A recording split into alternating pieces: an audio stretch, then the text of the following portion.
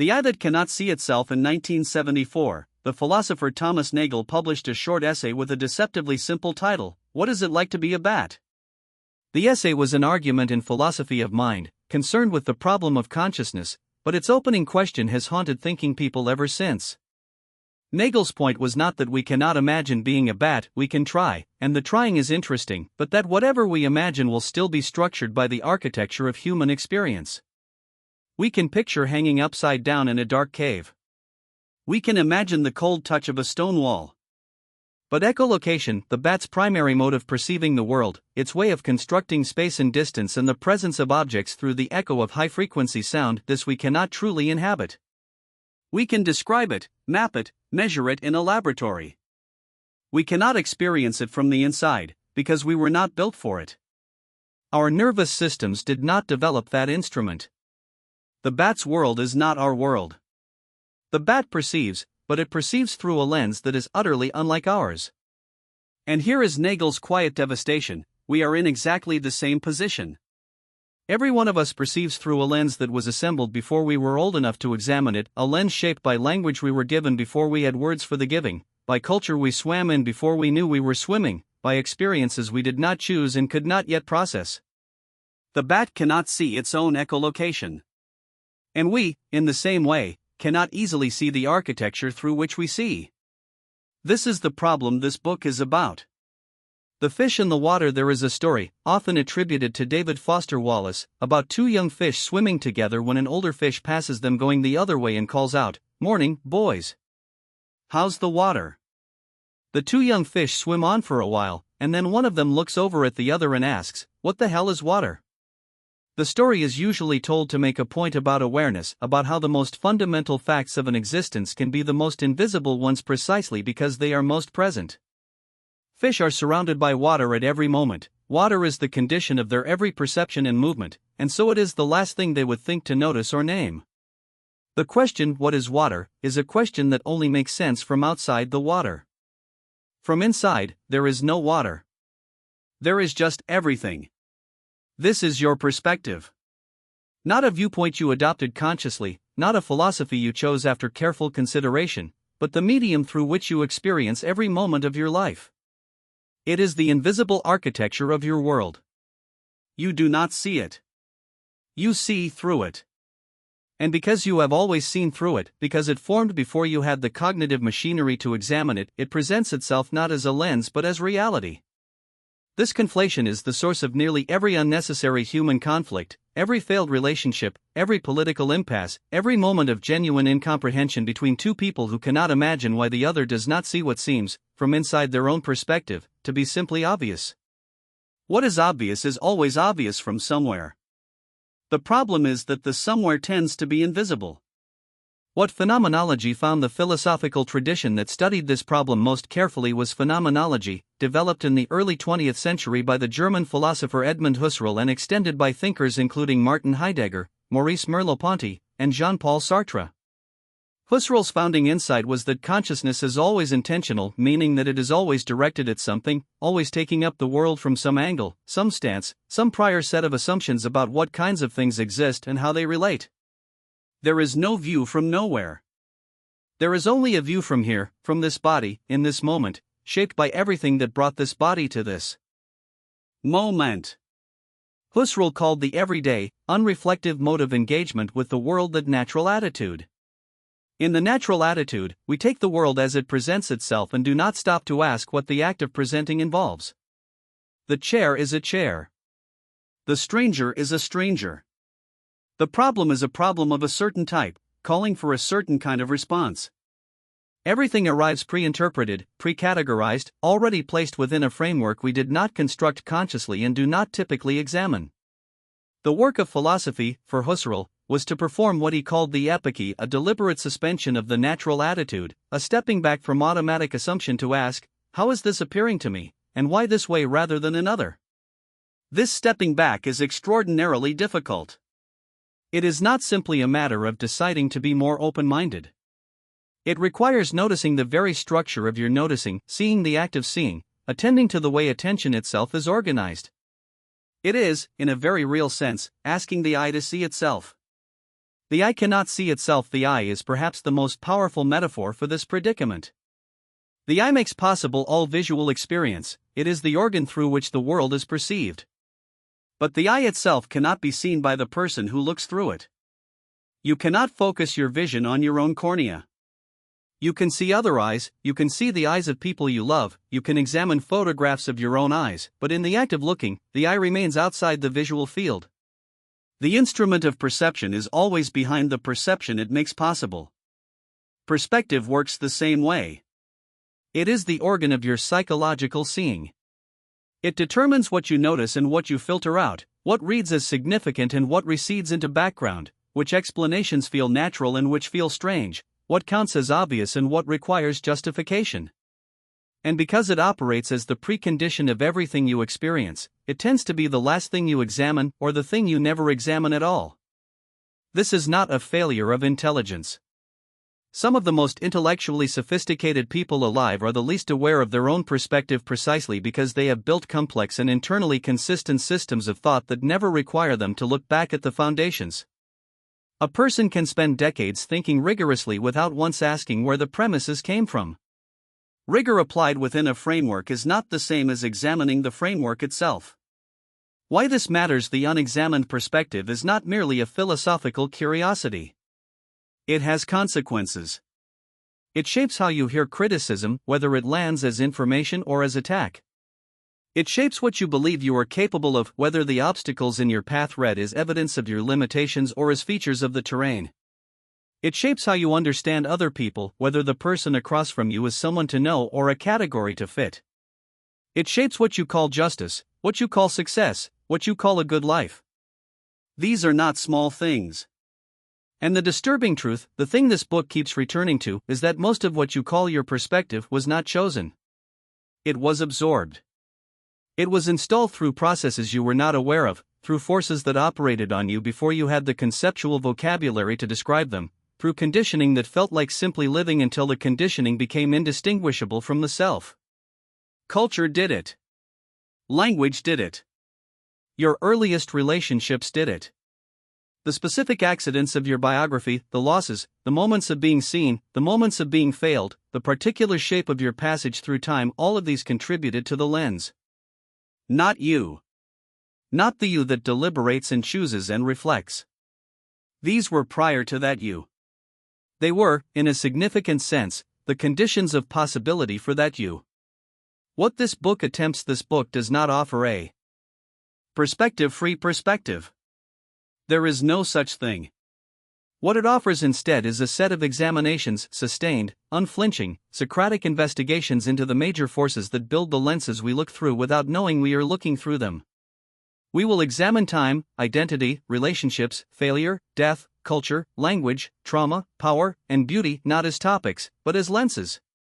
Not as things that happen to us from the outside, but as structures of perception that become, over time, built into the way we interpret everything. For each of these, the question is not simply what do you think about this, but how does what you think about this reveal the shape of the glass through which you see? Act I of this book establishes the architecture, how perspective forms in the first place, and what it means to say that the structure of seeing is built rather than given. Act 2 examines 10 specific lenses, one per chapter, each a different dimension of the perspective we carry most unconsciously. Act 3 takes up the harder and more generative question: what does it mean to hold your perspective consciously, to examine it honestly, and to choose, insofar as choice is possible, the quality of the lens you carry? The goal is not to arrive at the right perspective. That ambition misunderstands the problem. The goal is to know that you have one, to see something of its shape, to understand something of how it was made, and to bring that knowledge into your engagement with the world. The reader who finishes is not the same as the one who started, not because they have been persuaded to a particular view, but because they have learned to notice, at least sometimes, the glass between themselves and the world. That noticing changes everything. Not all at once. Not perfectly. But in the specific way that all genuine philosophical practice changes things, by making the invisible slightly more visible, one careful examination at a time. A note on method: every chapter in this book opens with a question. These questions are not rhetorical. They are not asking you to nod along with a conclusion the text has already reached. They are genuine questions, the kind that do not resolve neatly, the kind you are meant to carry with you and sit with, the kind whose value is in the sitting more than in any answer you arrive at. Socrates, who knew something about this, believed that wisdom begins not with answers but with a particular kind of not knowing, the recognition that what you thought you understood is more complicated than you thought. The Greek word for this is aporia, literally, a being without a path, a perplexity that is not the absence of progress but the beginning of it. If these chapters produce some aporia in you, some productive unsettling of what had previously seemed settled, then they have done their work. The examined perspective is not necessarily a more comfortable one.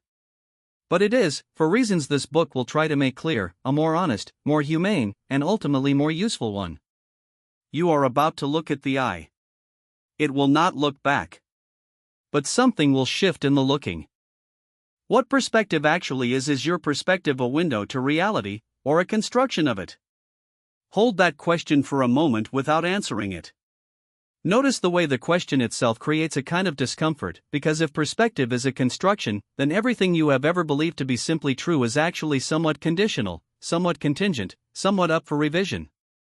And most of us, on some level, do not want that to be the case. We want our seeing to be reliable. We want the world to be more or less as it appears to us. We want the glass to be clear. The history of both philosophy and science is partly the history of discovering that the glass is not clear, that perception, cognition, and understanding are all shaped by factors that are prior to any particular act of seeing. And the history of human resistance to this discovery is equally long, equally consistent, and in many ways more instructive. The Helmholtz revolution. Hermann von Helmholtz was a 19th-century German physician and physicist who made contributions to thermodynamics, optics, and electrodynamics. But his most quietly radical contribution was a set of experiments in visual perception that overturned a foundational assumption of Western thought, the assumption that perception is passive, that the eye receives the world and the mind reads it. Helmholtz demonstrated that the visual system does not simply receive information. It actively constructs the experience of seeing. The eye, he showed, is massively underspecified as a recording instrument. The retinal image is two-dimensional, inverted, fragmented, and full of gaps, including the literal blind spot where the optic nerve connects. What we experience as seamless three-dimensional vision is an inference, a reconstruction, a hypothesis the brain is constantly generating and updating based on available data and prior expectations. He called this process unconscious inference. The brain, he argued, is perpetually guessing, using past experience and the structure of the physical world to fill in what the raw sensory input leaves incomplete. We never see the world directly. We see the brain's best current theory of the world, updated with every glance. This was a radical claim, and it remains one that our intuition consistently resists. Vision feels direct. It feels immediate. When you look at a chair across the room, it does not feel like you are generating a hypothesis about the presence of a chair, it feels like you are simply seeing the chair. But this feeling of immediacy is itself part of the construction. The brain is so fast, so automatic, and so practiced at building its model of the world that the construction is invisible. What we experience is the finished product, not the process. Schemas, the templates of experience of Helmholtz established that perception is inferential at the neural level. The 20th century psychologist Frederick Bartlett established something equally significant at the cognitive level, that understanding is organized by schemas, mental frameworks that structure how we interpret new information. Bartlett's most famous study, conducted in the 1930s, asked British university students to read a Native American folktale called The War of the Ghosts, a story with narrative conventions, causal logic, and cultural assumptions that were quite different from those familiar to his subjects. He then asked the students to recall the story at various intervals after reading it. What he found was not that they remembered the story imperfectly, inevitable, but that they remembered it in a systematically distorted way. The distortions were consistent. Students shortened the story, omitted elements that seemed illogical or supernatural, and, most strikingly, changed details to conform with the narrative conventions they were familiar with from their own culture. Their memory did not record the story. It assimilated the story into pre-existing frameworks of what a story is and how it works. This is what schemas do. They are cognitive templates, organized structures of knowledge and expectation that we bring to every new encounter. When you enter a restaurant, you do not approach the experience as a blank slate. You bring a schema for what restaurants are, how they work, what usually happens, what the objects and people in this environment mean and do. This schema saves enormous cognitive effort. You do not have to figure out from scratch every time what a menu is. But it also shapes what you notice, what you remember, and what you interpret. The schema is the lens. The schema for a difficult colleague is different from the schema for someone who is under pressure. Apply either to the same person behaving the same way, and you will perceive different things, remember different details, and respond in fundamentally different ways. The behavior is the same. The interpretation, shaped by the schema, makes it different worlds. Husserl's gift, the world as constitution. Edmund Husserl, the founder of phenomenology, approached this problem from a different angle. He was not primarily a psychologist interested in memory and distortion. He was a philosopher interested in the structure of consciousness itself. And his central insight was that consciousness is always world-constituting, meaning that the world we experience is not simply given to us but is actively constituted through the intentional acts of a conscious subject. By intentional, Husserl meant something very specific, that every act of consciousness is directed at something, takes up something as an object, and in doing so brings that object to appearance in a particular way. When you see the chair across the room, you do not simply register a physical object. You see it as a chair, as something with a purpose, a context, a set of affordances. This is not something added on top of raw sensation, it is built into the very structure of perception. You cannot perceive the chair in a way that is prior to all interpretation, because perception is already interpretive all the way down. What this means for perspective is far-reaching. It means that the world as you experience it is, in a philosophically precise sense, always already shaped by the structures of consciousness that are doing the experiencing. Different structures, different constitutions, different worlds. This is not idealism in the naive sense. Husserl was not claiming that there is no external reality. He was claiming something more subtle and more interesting, that our access to reality is always mediated, always filtered through the intentional structures of a particular consciousness with a particular history. The practical consequence is this: when two people in the same room experience what appears to be a wildly different event, they are not necessarily lying, or irrational, or simply wrong. They are constituting different worlds from the same raw material, using different intentional structures formed by different histories. The disagreement is real. It is just not what it usually appears to be on the surface. Cognitive science catches up. Contemporary cognitive science has provided empirical flesh for these philosophical bones. The neuroscientist Anil Seth, building on Helmholtz's framework of unconscious inference, argues that consciousness itself, the entire felt quality of experience, is a controlled hallucination. The brain, in Seth's account, is a prediction machine. It does not receive experience, it generates predictions about what is causing the sensory signals it receives, and then updates those predictions based on prediction errors. What we call perception is the brain's best current predictive model of the world. What we call reality is the model that has been most consistently confirmed by experience. The implications are significant.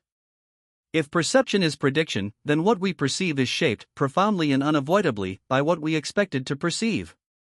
Our prior experience, our beliefs, our emotional states, our cultural conditioning, all feed into the prior probabilities that structure every new act of perception. The person who has been betrayed perceives ambiguous social signals differently from the person who has not. The person raised with a particular social script about who is trustworthy and who is not will see the same stranger differently. The model does its work quietly, beneath awareness, and presents us with its conclusions as though they were simply the facts of the world. This is not a counsel of despair or a descent into relativism. It is a more accurate map of how human cognition actually works. A more accurate map, even if it is more complicated, is more useful than a simpler one that leaves out the terrain. The double meaning of seeing. There is a reason the English language uses visual metaphors so pervasively for understanding. We say I see when we mean I understand. We say from my point of view when we mean from my perspective on this question. We say someone has vision when we mean they can perceive possibilities others miss. We say someone is blind to their own prejudice. The metaphor runs all the way down. This linguistic instinct is not accidental. The connection between literal seeing and conceptual understanding is deep in human cognition. Both involve the same fundamental structure, an organ of perception, the eye, the mind, processing raw input, light, information, through a set of prior structures, the visual system, the cognitive framework, to produce an experience that feels like direct access to reality but is always, at some level, a construction. To examine your perspective is to examine both kinds of seeing at once. The outer lens, the cultural, social, and linguistic frame through which you interpret the world, and the inner lens, the emotional history, the attachment patterns, the particular shape of your passage through time, are not separate. They are interwoven. The outer world provided the materials from which the inner world was built, and the inner world now shapes how the outer world appears. Seeing is always interpretation. There is a painting by René Magritte, the Belgian surrealist, had an entire career built on examining the gap between representation and reality, called La Condition Humaine. The painting depicts a window with a canvas on an easel in front of it. The canvas shows a landscape that appears to continue the landscape visible through the window seamlessly. You cannot tell, looking at the painting, where the canvas ends and the window begins, where the representation of reality stops and reality itself starts. That was precisely Magritte's point. This is the human condition with respect to perspective. We cannot stand at the window without a canvas in front of us. The canvas is always there, the framework of assumptions, histories, expectations, and interpretive structures through which we process experience. The question is not whether we have such a canvas, but whether we know we have one. Most people live as though the canvas is not there. They experience their perspective as the window itself, as unmediated access to how things simply are. When someone disagrees with them, the disagreement reads not as a difference of perspective but as an error, a failing, a willful distortion. The possibility that the other person's canvas is painting a different landscape from the same light does not easily present itself, because you can only see from inside your own canvas. The phenomenologist Maurice Merleau-Ponty argued that even our most basic bodily engagement with the world is perspectival, that we are always oriented, always approaching from somewhere, always inhabiting a point of view that is not chosen but given with our embodied situatedness in space and time. To have a body is to have a perspective. To have a history is to have a particular one. The practical consequence, none of this is academic in the pejorative sense. It has immediate, daily consequences. Every time you reach a judgment about another person, you are performing an act of construction, not observation. The construction uses real data, what they said, how they said it, what they did, but it processes the data through a lens that has been shaped by everything you have brought to the moment. The judgment that emerges feels like a perception. It is a theory. Every time you feel certain you understand a situation, you are drawing on a schema that was formed by your particular experience, not by the situation itself. The schema may be accurate. It may also be systematically misleading you in a direction you cannot easily see from inside it. Every time you dismiss a view as obviously wrong, you are feeling the friction between that view and your own framework, not necessarily encountering an objective error. The obviousness is always local. It is always obvious from somewhere. This does not mean that all views are equal, or that truth is merely constructed, or that careful reasoning has no purchase on reality. It means something more specific and more actionable, that the work of understanding begins with the recognition that you are always looking through something, and that something has a history you did not write and a shape you have not fully mapped. The question this chapter opened with, is your perspective a window to reality, or a construction of it? Now has an answer, though it is not the comforting one. It is neither pure window nor pure construction. It is something more interesting, a lens that was shaped by reality and that now shapes how reality appears. The shaping goes both ways. And the first step toward any genuine clarity about anything, about the world, about others, about yourself, is to begin to see the lens. Reflection. Recall a time when you discovered that your perception of a situation had been significantly wrong, not about a trivial fact, but about what was actually happening, about what someone meant, about what was at stake. Now consider, what was the lens through which you had been seeing that made the misperception feel, at the time, like simple reality? What prior experience, expectation, or emotional investment organized the information in the direction it took? The exercise is not to generate guilt about having been wrong. The exercise is to locate the lens. Because once you can locate it, even partially, you are already seeing slightly differently than before. How it gets built. When did you start seeing the world this way? The question assumes something most people never examine, that there was a time before you saw it this way. That the framework through which you currently interpret experience was not always there. That it was assembled, incrementally, through specific processes, by forces operating on you before you had any language for what was happening or any capacity to consent to the assembly. Most of us carry our perspective as though it were a native feature of consciousness, as fundamental and unquestionable as the ability to have experience at all. The realization that it is not native, that it was constructed, that it arrived through particular mechanisms, in a particular sequence, shaped by particular contingencies, is one of the more disorienting realizations available to a human being. It is also one of the more liberating ones. Piaget and the architecture of development. Jean Piaget spent much of his career watching children, and what he noticed was something that seems obvious in retrospect but was at the time genuinely revolutionary. Children do not think like small adults. They do not simply have less knowledge. They have fundamentally different cognitive structures, different ways of organizing experience, different frameworks for understanding causation, space, time, and the relationship between self and world. A child in Piaget's sensorimotor stage, roughly the first 2 years of life, does not yet have what he called object permanence, the understanding that objects continue to exist when out of sight. For an infant at this stage, when you hide a toy under a blanket, the toy ceases to exist. The world is constituted purely by what is currently available to sensation. There is no stable background of things that persist independently of perception. This is not a limitation. It is a cognitive structure and early framework for organizing experience that will be revised as development proceeds. The child is not wrong. The child is using the best model currently available. But that model shapes everything: what the child fears, what she pursues, what registers as loss, what counts as presence. Piaget described development as a process of continuous reconstruction. The child is not simply adding information to a fixed framework but repeatedly overhauling the framework itself. Each major developmental stage involves what he called disequilibrium. The existing framework encounters experiences it cannot accommodate, and the discomfort this creates drives a restructuring of the framework at a more sophisticated level. Learning, in Piaget's account, is not accumulation. It is renovation. The frameworks laid down in the earliest years are the most durable precisely because they are the most foundational. They form before the child has language to examine them, before any capacity for metacognition, before the cortical architecture necessary for self-reflection has fully developed. They become the bedrock, the unquestioned premises on which everything subsequent is built. Which means they are rarely revisited. Which means they are among the most powerful determinants of adult perspective. Attachment, the first relational framework before the child develops schemas about the physical world, she develops something even more fundamental, a schema about human relationships.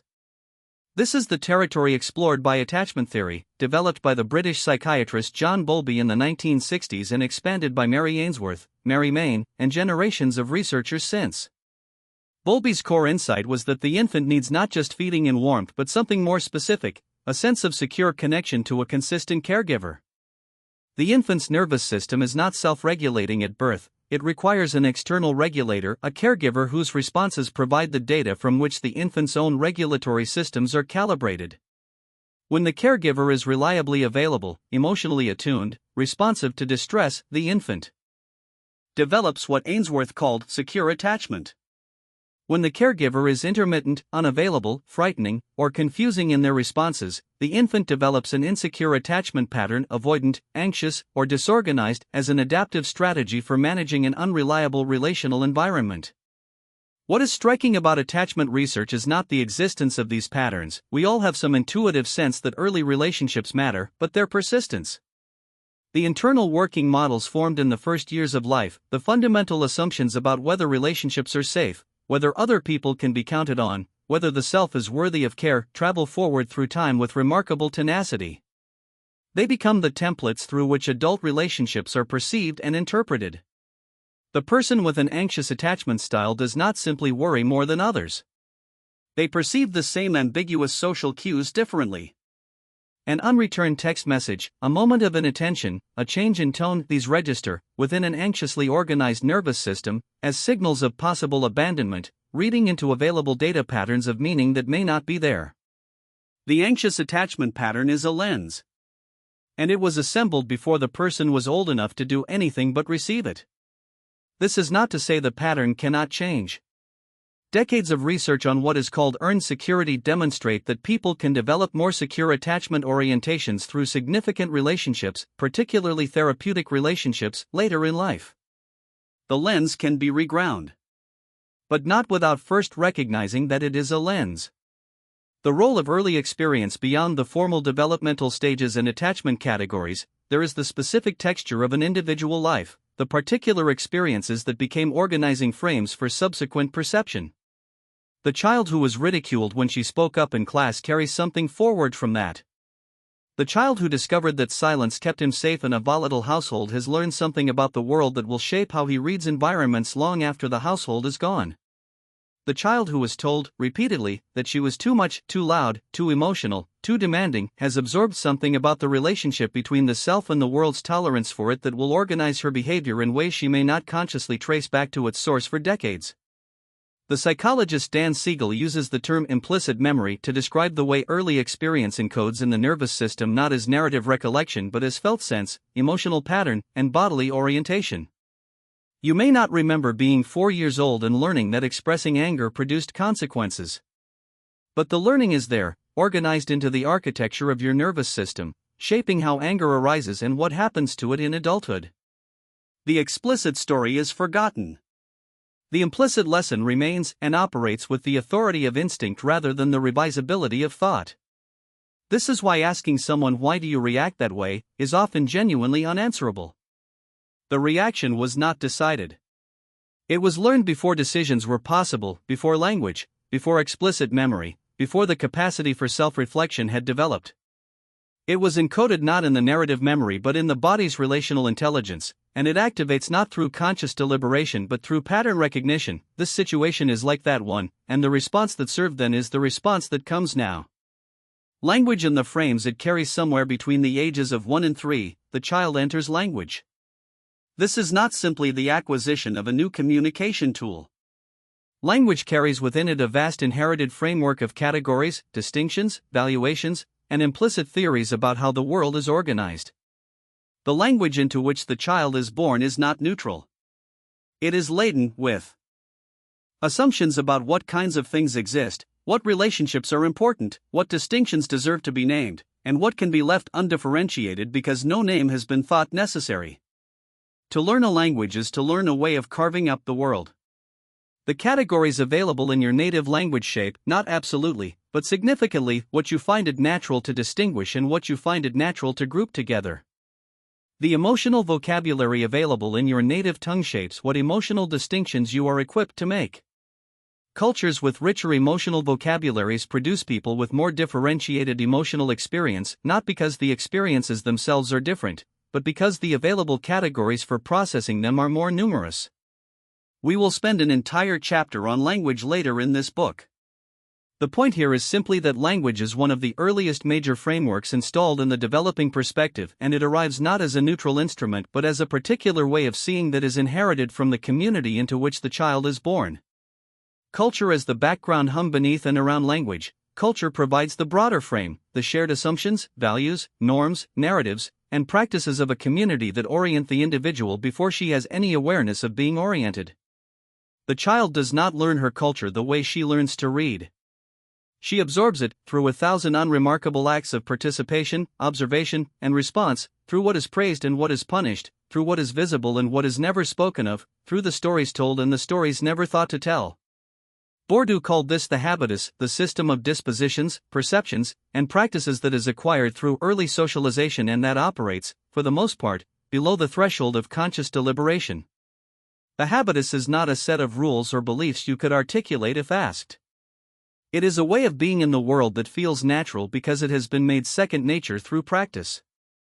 It includes what counts as good manners, what kinds of ambition are appropriate, what relationship to authority feels comfortable, what constitutes a meaningful life, what you do with grief, how much space your body takes up, and 1,000 other things that collectively constitute the texture of a particular person in a particular culture at a particular moment in time. The critical point about the habitus is that it presents itself as natural, as just the way things are, the obvious way to act, the normal way to be. The very success of cultural absorption is measured by how invisible the absorption becomes. When you feel that someone is simply being rude, or ungrateful, or inappropriately emotional, or strangely cold, when you feel that judgment as a perception rather than as a culturally inflected evaluation, the habitus is working exactly as it was designed to. The map is not the territory, but you live in the map. The philosopher Alfred Krzyzewski coined the phrase, "the map is not the territory," to capture something essential about the relationship between our representations of reality and reality itself. A map is a simplification, a selection, an abstraction. It renders some features of the terrain and omits others according to the purposes for which it was made. The same territory can be mapped in infinitely many ways, each accurate for certain purposes and misleading for others. Your perspective is a map. It was made for a particular terrain, the social and emotional world in which you formed, using the available instruments of your cognitive and emotional development. It has been refined and extended through your subsequent experience. It is not useless. In many domains, it is remarkably accurate and functional. But it is a map, not the territory. It has edges. It has distortions. It has regions that are rendered in high detail because they were important in the formative context, and other regions that are barely sketched because they were rarely encountered. The child who grew up in a high-conflict household developed a very fine-grained map of interpersonal threat, sensitive calibration to tone of voice, body language, the shift in atmospheric pressure that precedes an explosion. This map served her well. It became a resource. It also became, in lower-stakes environments, a lens that reads danger into ambiguity, that finds threat in situations where the more parsimonious interpretation would be benign variability. The map is not wrong. It is just not calibrated to the new territory. The reflection practice, mapping your earliest frames, the work of identifying how your perspective got built, is, necessarily, archaeological. You are trying to excavate structures that were laid down before memory, before language, before the conceptual capacity to examine them. You will not achieve complete access. But partial access, the ability to see something of the shape of the lens, to recognize some of its characteristic distortions, is enormously useful. Consider, without judgment, the following lines of inquiry. What did your earliest relational environment teach you about whether the world was fundamentally safe or fundamentally threatening? What did it teach you about whether your needs would be met or would need to be hidden? What did the adults around you model about what mattered, what was worth caring about, what constituted a meaningful response to difficulty? What did the culture in which you were formed teach you about what kind of person you were supposed to become, and what happened when you diverged from that template? These are not questions to answer in a sitting. They are frames to carry, to turn over slowly, to return to. The point is not to arrive at a complete archaeology of your formation, but to begin to hold the question, when did you start seeing the world this way? Because that question, seriously asked, begins to create a small but significant distance between you and the lens through which you see. It just begins, to make the invisible slightly visible. And that slight visibility changes everything that follows. Time, are you living in the past, the future, or neither? The question seems strange at first. We are all, by the most straightforward reckoning, living in the present, the only place where living is possible. And yet the experience of most human beings is that consciousness spends relatively little time in the present. It drifts backward into remembered episodes, forward into imagined futures, into scenarios of what might have been and what might yet be. The physicist Richard Feynman used to say that trying to understand quantum mechanics required suspending all intuitions about how time works. He might equally have said it about trying to understand the human relationship to time, except that in this case, the counterintuitive thing is already happening in every human mind, every day. Augustine and the Three Presents. St. Augustine, writing in his Confessions in the 4th century, arrived at a formulation of human time that remains among the most psychologically acute things ever written on the subject. He could not accept that time consists of three parts: past, present, future, because the past no longer exists and the future does not yet exist, and something that does not exist cannot properly be said to be. After long meditation, he proposed something stranger and more accurate: that time, as it is experienced by a mind, consists not of past, present, and future but of three kinds of present. The present of things past, he called it, memory. The present moment in which the mind holds before itself an image or impression of something that happened. The present of things present, direct experience, attention to what is here. And the present of things future, expectation, anticipation, imagination of what is to come. All three of these, Augustine argued, happen now. They are all transactions of the present mind. The past does not exist, but the mind's present engagement with the past does. The future does not exist, but the mind's present orientation toward it does. This is not merely a philosophical refinement. It is a description of something any honest observer of consciousness can verify. Sit quietly for 5 minutes and notice where the mind goes. For most people, most of the time, it will go almost everywhere except the bare present. It will review, rehearse, regret, anticipate, plan, dread, hope. It will relitigate old conversations and audition new ones. It will carry old wounds into scenarios where they have not happened and old triumphs into situations where they are not relevant. The mind is an extraordinary time-traveling machine, and it runs, for most of us, without our conscious direction. Heidegger and the Horizon of Death. Martin Heidegger, in his dense and formidable work Being in Time, made an argument that cuts to the center of this problem. The human being, what he called Dasein, or being there, is unique among entities in its relationship to its own existence. Other things simply are. The human being is the kind of thing for whom its own being is an issue. We do not simply exist, we are always, in every moment, doing something with our existence, taking it up in some way, standing in some relation to the fact of being alive. Central to Heidegger's analysis is what he called being toward death. Every human life is finite. Every Dasein is, from the moment of birth, a being whose time is running out. Death is not simply an event that will happen at some point in the distant future, it is a structural feature of existence, a horizon that is always present even when not consciously attended to. And Heidegger's claim is that the way we relate to this horizon, whether we face it or flee it, determines the quality and authenticity of our engagement with time. In what Heidegger called inauthentic existence, we live as though death were not a feature of our experience, as though there were always more time, as though the urgent things could be postponed, as though the life being lived were merely a rehearsal for something more serious to come. We lose ourselves in what Heidegger called the anonymous public world of convention and distraction, and in doing so avoid the confrontation with our own finitude that would force a genuine reckoning with what we are doing with our time. Authentic existence, in contrast, involves what Heidegger called anticipatory resoluteness, a clear-eyed acknowledgement of finitude that individualizes the Dasein, strips away the comfort of indefinite deferral, and creates a relationship with the present that is characterized by genuine engagement rather than managed avoidance. The point is not morbidity but clarity. The person who has genuinely reckoned with the fact that they will die lives differently, more deliberately, with greater urgency about what actually matters, with less patience for the self-deceptions that require the fiction of unlimited time. The temporal orientation of perspective, what Heidegger describes philosophically, contemporary psychology has explored empirically. The research on what is called temporal self-appraisal, the way people evaluate their past and future selves, reveals that temporal orientation is not merely an individual quirk but a fundamental dimension of how perspective organizes itself.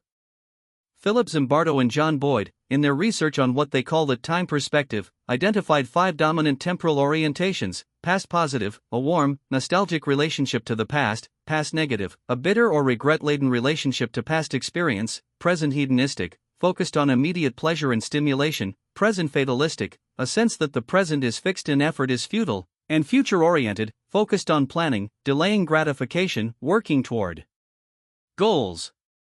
Their research found that these orientations are not simply descriptions of how people talk about time, they are deeply shaping of how people experience the present moment itself. The past negative person does not simply remember difficult things. They carry those memories into the present as a lens through which current experience is filtered.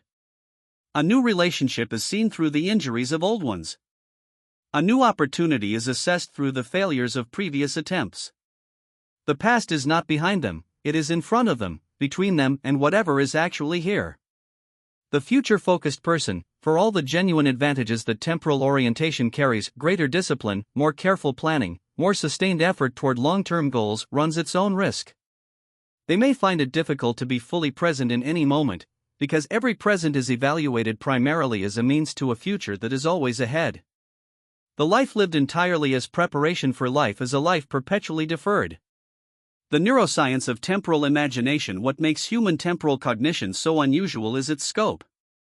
No other animal, as far as we know, has the capacity for what the psychologist Thomas Suddendorf calls mental time travel, the ability to project consciousness forward into imagined futures and backward into remembered pasts with anything like the specificity and elaborateness that humans routinely achieve. This capacity is bound up with the development of the prefrontal cortex and the neural networks associated with autobiographical memory and self-referential thought. The same brain regions that support recollection of personal memories also support imagination of personal futures, which is why damage to these areas produces deficits in both.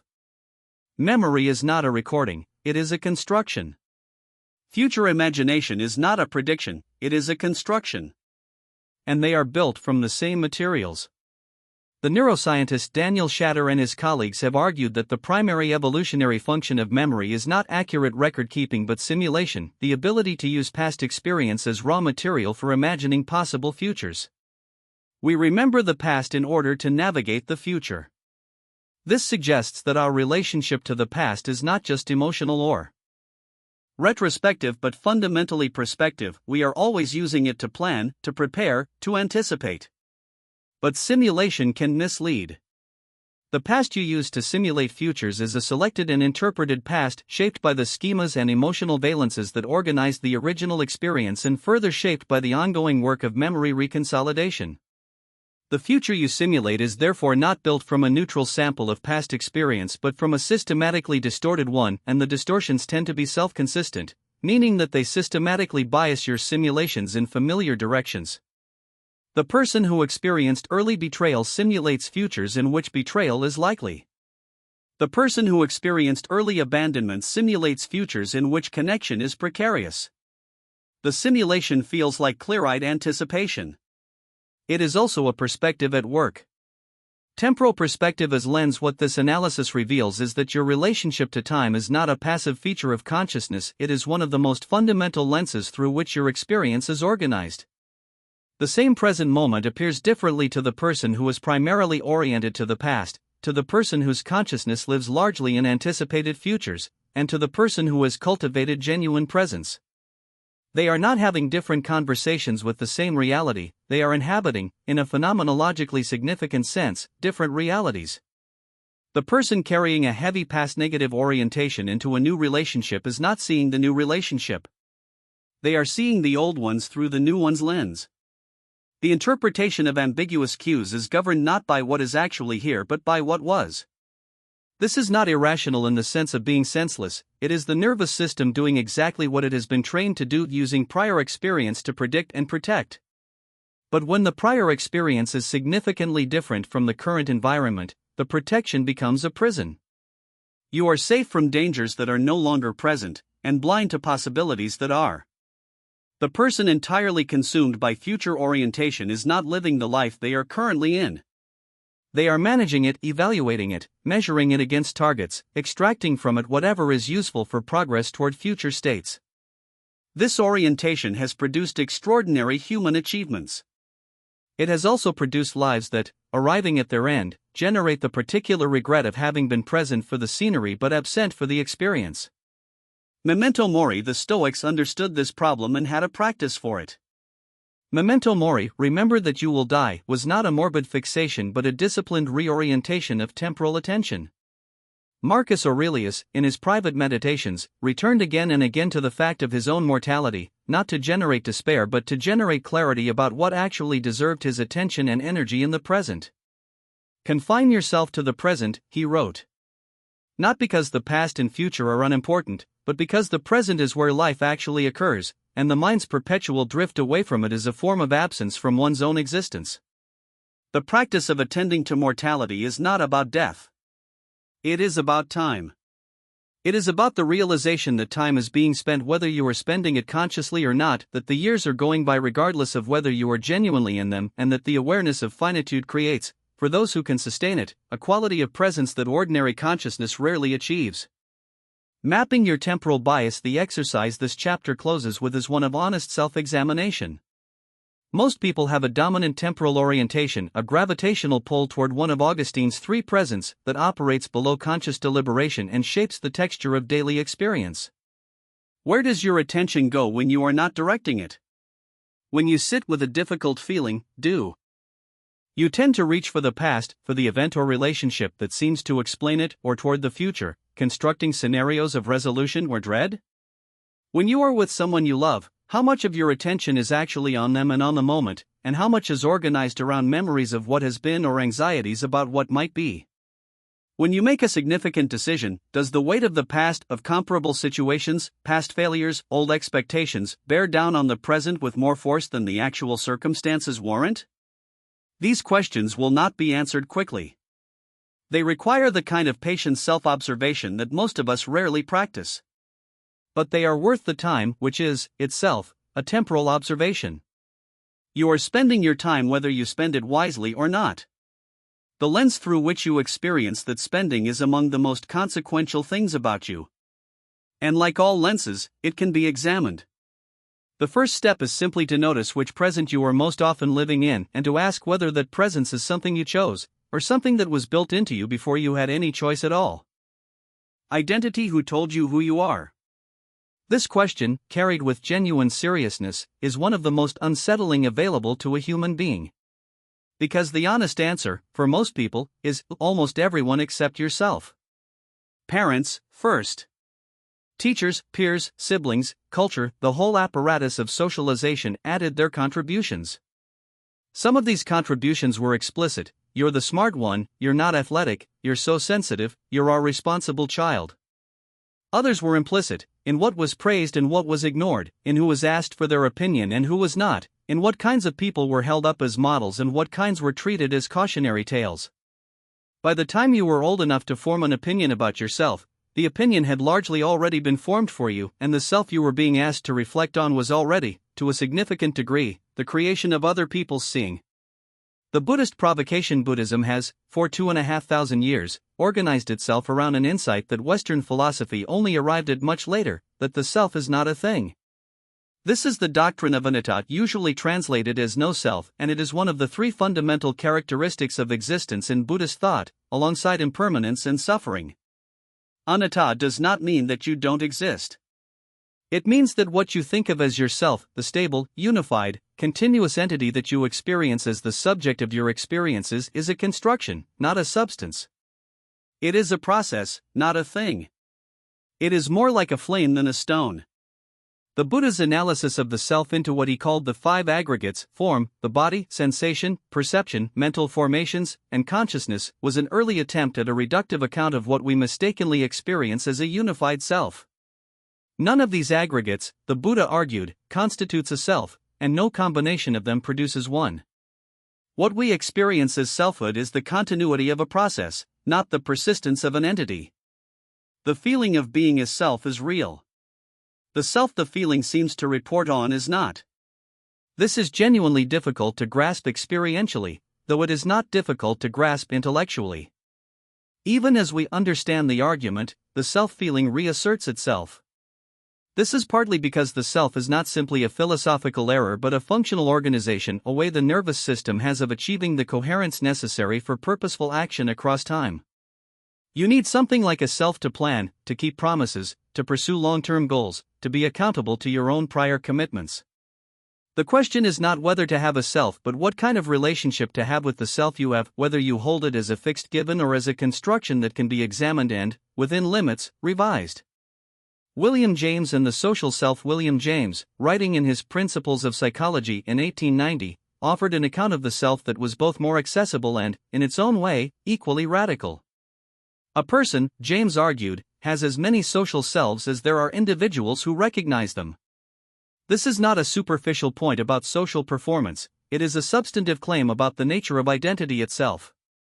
Who you are is partly constituted by who you are for others, by the relationships, roles, and recognitions that provide the social scaffolding of selfhood. James distinguished between the I, the self as subject, the active knowing agent, and the me, the self as object, the known, the thing about which beliefs are held.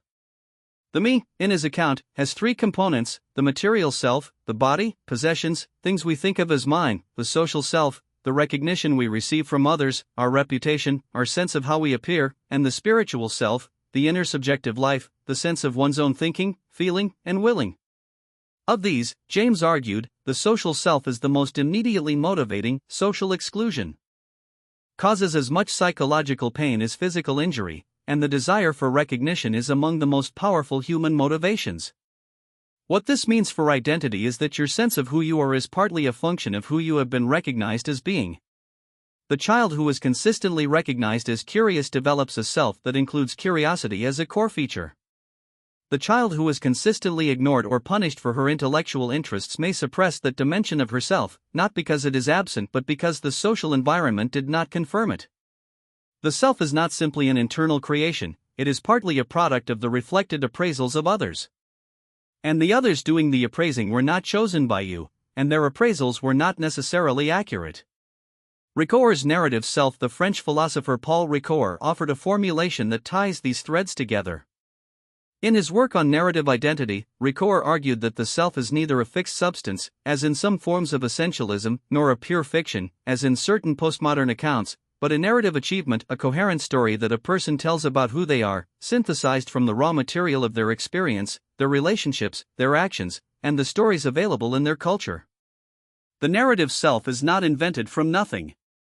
It is constrained by actual events, actual relationships, actual capacities. But it is also not simply given by those events. It is authored, which means that the same biographical material can be organized into radically different stories. The fact of a difficult childhood can become the story of a person who was damaged, or the story of a person who was forged, or the story of a person who was still in the process of making sense of what happened. These are not equally valid or invalid, some are more truthful, more integrating, more life-giving than others. But they are not determined by the facts themselves. They are interpretations. Ricoeur's key insight is that narrative identity is both idem, sameness across time, the continuity that makes you the same person who made the promise you are now keeping, and ipsi, selfhood as constancy of character, the sense of who you are in terms of your values, commitments, and ways of engaging with the world. The narrative self maintains both forms of identity while remaining open to development, to the fact that the story is still being written, that the character is not fixed, that who you have been does not exhaust who you are becoming. The inherited self. Most of the content of the identity most people carry was not chosen. The name was given by parents who could not consult you. The early labels, the smart one, the creative one, the difficult one, the peacemaker, were assigned by people who were responding to their own needs and projections as much as to anything genuinely in you. The cultural template for what a person of your gender, class, ethnicity, nationality, and religion is supposed to be like was already in place before you arrived, and much of the socialization you experienced was an attempt to fit you to that template. This is not a complaint. It could not have been otherwise. Some framework had to receive the new person, and the framework available was the one the available community had. But it is worth examining seriously, because the inherited self tends to present itself with the authority of the intrinsic self.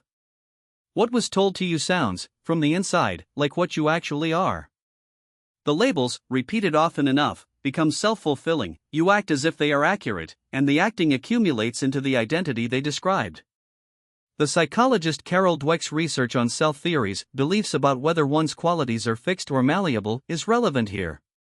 People who hold what she calls entity theories of ability and character, who believe that their qualities are fixed, innate, and therefore accurately captured by stable labels, tend to be more defensive, less resilient in the face of failure, and more dependent on the confirmation of their existing identity than people who hold incremental theories, who believe that qualities develop through effort and experience.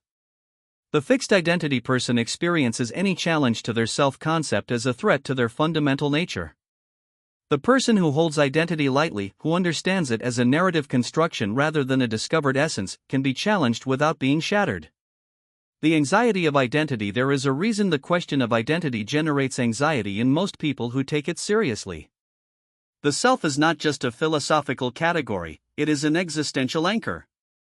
The sense of having a stable identity, of knowing who you are, provides a kind of security that is very difficult to voluntarily relinquish, even in the service of greater self-knowledge. The existentialist tradition, from Kierkegaard through Sartre to Camus, is largely organized around the anxiety that arises when the self can no longer take itself for granted.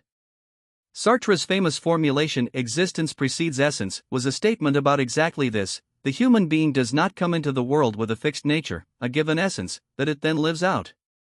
It exists first, arrives in a world, acts, chooses, engages, and whatever essence it has is the product of that engagement, not its precondition. Freedom, in Sartre's account, is not a gift but a burden. You cannot escape the responsibility of being the author of who you are.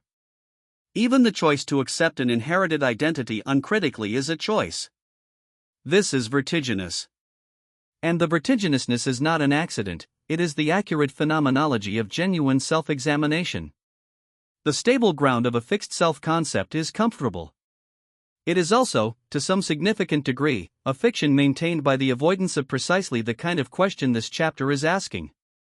The identity audit, the practice this chapter invites, is one that a Jesuit might recognize and a Buddhist would approve, a systematic examination of the identity you carry, aimed not at dissolving it but at distinguishing its genuinely chosen elements from its inherited ones.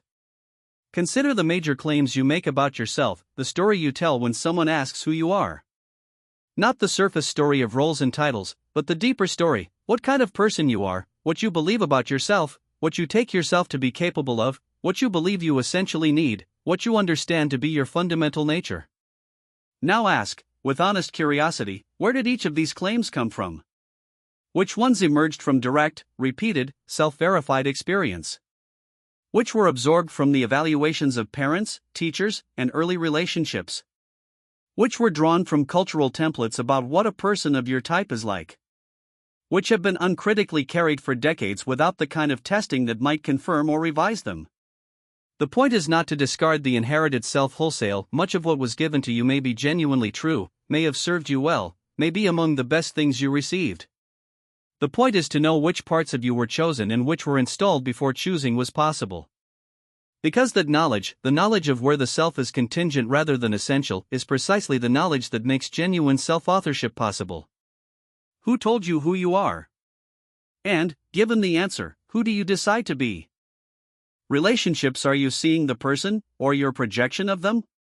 The philosopher Martin Buber, in his short masterwork I and Thou, published in 1923, made a distinction so fundamental that it has quietly organized the best thinking about human relationships ever since. There are, Buber argued, two fundamentally different ways of being in relation to another entity. In the I-it mode, the other is an object, a thing among things, categorized, used, evaluated, placed in its proper relation to my purposes. In the I-thou mode, the other is encountered as a genuine subject, as a being with its own irreducible inner life, not fully comprehensible to me, not reducible to any category I could put it in, met rather than apprehended. Buber was not claiming that I-it relations are wrong or avoidable. Much of practical life requires treating people instrumentally, the cashier, the functionary, the passing stranger, and there is nothing inherently degrading about this. He was claiming something more precise, that the I-it mode, applied to people who could be met as thou, produces a kind of fundamental poverty in the relationship. And that the I-thou mode, where it can be sustained, opens into something that has no equivalent in any other kind of experience. But here is the problem Buber does not fully reckon with, and the one this chapter is about. Most of us, most of the time, are not simply choosing between I-thou and I-it. We are engaged in something more complicated and more invisible. We are relating not to the actual person before us but to an amalgam of the actual person and everything we have brought to the encounter from our own history, our own needs, our own prior experiences, our own persistent and largely unexamined projections. The mirror we carry, projection, in the psychoanalytic sense, is the unconscious attribution to another person of qualities, feelings, or intentions that are actually one's own. Freud identified it as a defense mechanism, a way of placing outside the self what is too uncomfortable to acknowledge inside it. The person who harbors unconscious hostility sees hostility in others. The person who cannot accept their own neediness finds others clingy and dependent. This classical formulation is well known, but projection is far broader and more pervasive than the dramatic clinical cases usually suggest. In everyday relational life, we project constantly and in ways that have less to do with defense against painful truths and more to do with the fundamental structure of social cognition. We cannot access other minds directly. We have no means of knowing, from the inside, what another person is thinking, feeling, intending.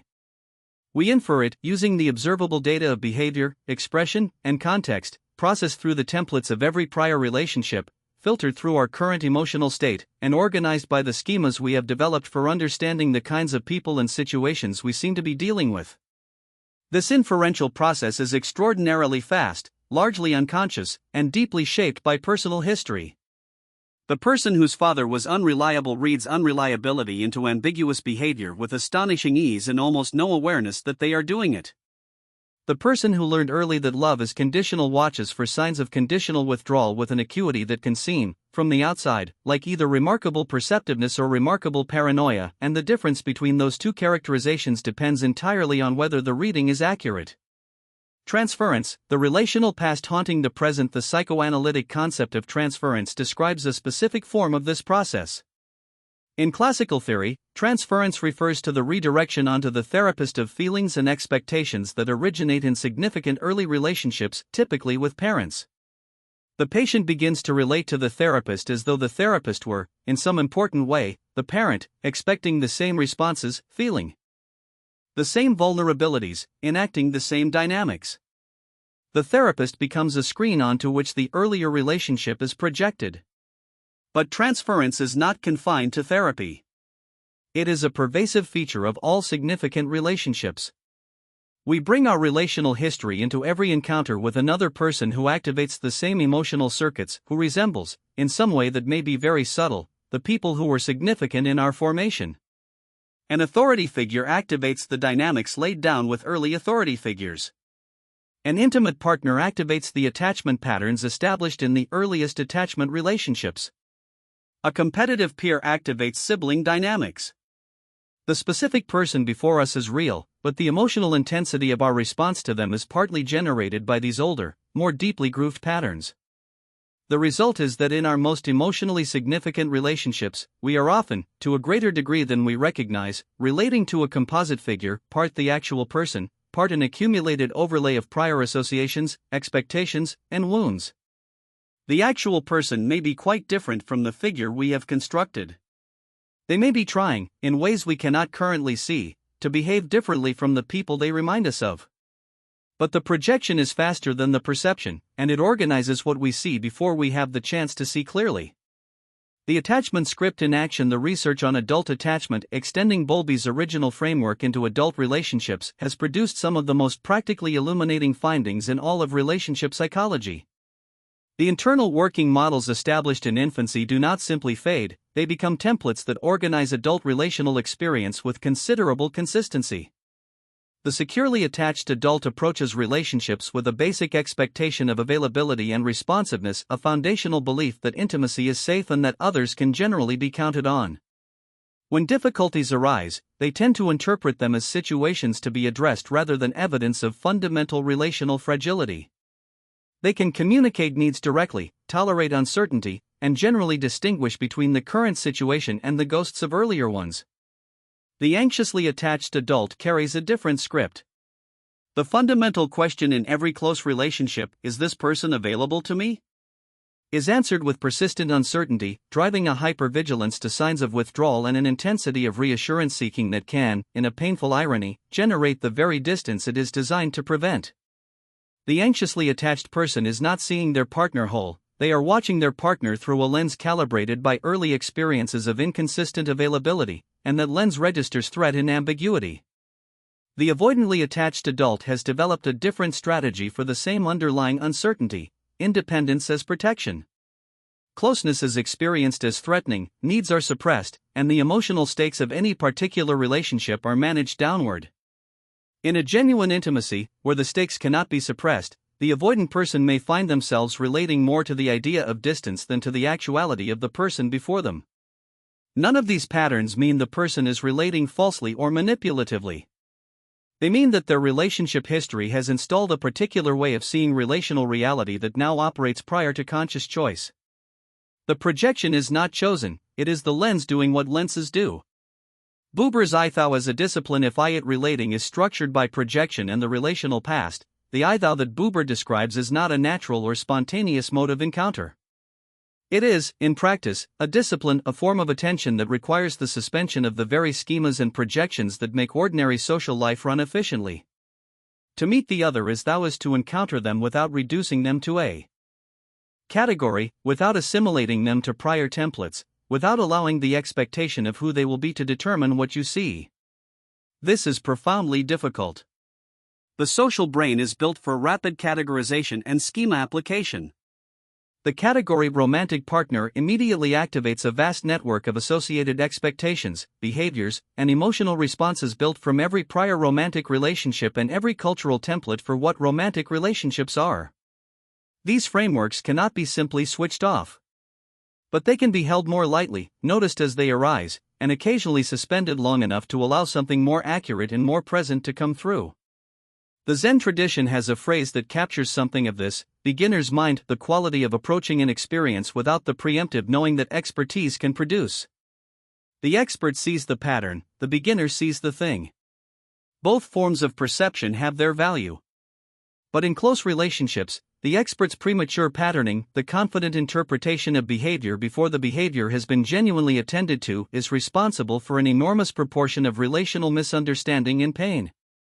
The costs of not seeing, the cost of relating primarily to one's projection of another person, is not simply epistemic, not simply the cost of being wrong about them. It is relational in the deepest sense. The actual person, perceived only through the overlay of projection, feels unseen. And the sense of being unseen, of offering yourself to someone and receiving back a version of yourself that does not quite correspond to who you actually are, is among the loneliest human experiences. It is also, notably, a self-fulfilling dynamic. The person who is consistently seen inaccurately begins to feel invisible in the relationship, and this sense of invisibility generates its own responses: withdrawal, frustration, the gradual cessation of the effort to be known, that can confirm the projector's existing model. See, I knew they would eventually pull away. The model generates behavior that confirms the model. The lens makes itself real. The person who is consistently projected onto also, over time, sometimes begins to perform the projected identity. He sees me as unreliable, so why should I try to be reliable? The internalization of another's false seeing is one of the most insidious relational dynamics there is, because it creates the appearance of confirmation when what has actually occurred is the colonization of oneself by another's projection. The practice, distinguishing the person from the mirror, the practice this chapter points toward, is one of deliberate perceptual discipline in close relationships. It begins with a simple but searching question: in your most significant relationships, what proportion of your experience of the other person is based on what they have actually done and said, and what proportion is based on what you have anticipated, assumed, or inferred from prior experience? This does not require abandoning your knowledge of the person. You are not being asked to pretend you have no history together, no patterns to recognize, no genuine understanding of who they are. It requires something more careful: distinguishing between knowledge genuinely earned in this relationship and projections imported from elsewhere. Distinguishing between a response to what just happened and a response to the accumulated history of what has happened before. A concrete form of this practice is what might be called radical noticing, the deliberate, momentary commitment to observe before interpreting. To let the behavior, the expression, the word be what it actually is before you allow the interpretive machinery to process it through its templates. This is not passivity, it is the active suspension of premature knowing that allows something more accurate to arrive. The relationship that feels most stuck often needs this most urgently. If the same patterns keep recurring, if the same arguments keep generating the same heat and no new light, it is worth asking, am I responding to who this person actually is, or to a character I have cast them in? And, more uncomfortably, is there any way I could know, from inside my current seeing, the difference? That question, genuinely asked, genuinely held, is the beginning of actually encountering the other. Not the mirror. Not the composite figure assembled from prior history. The person. Failure. What does failure mean to you, and who decided that? Sometime in the early 160s AD, Marcus Aurelius, emperor of Rome and student of Stoic philosophy, sat down in his private journal, not for publication, not for posterity, only for himself, and wrote something that has troubled commentators ever since: treat every moment that passes as though your life were at an end, and value each succeeding day as an unexpected addition. He wrote this not as a figure of speech but as a genuine practice.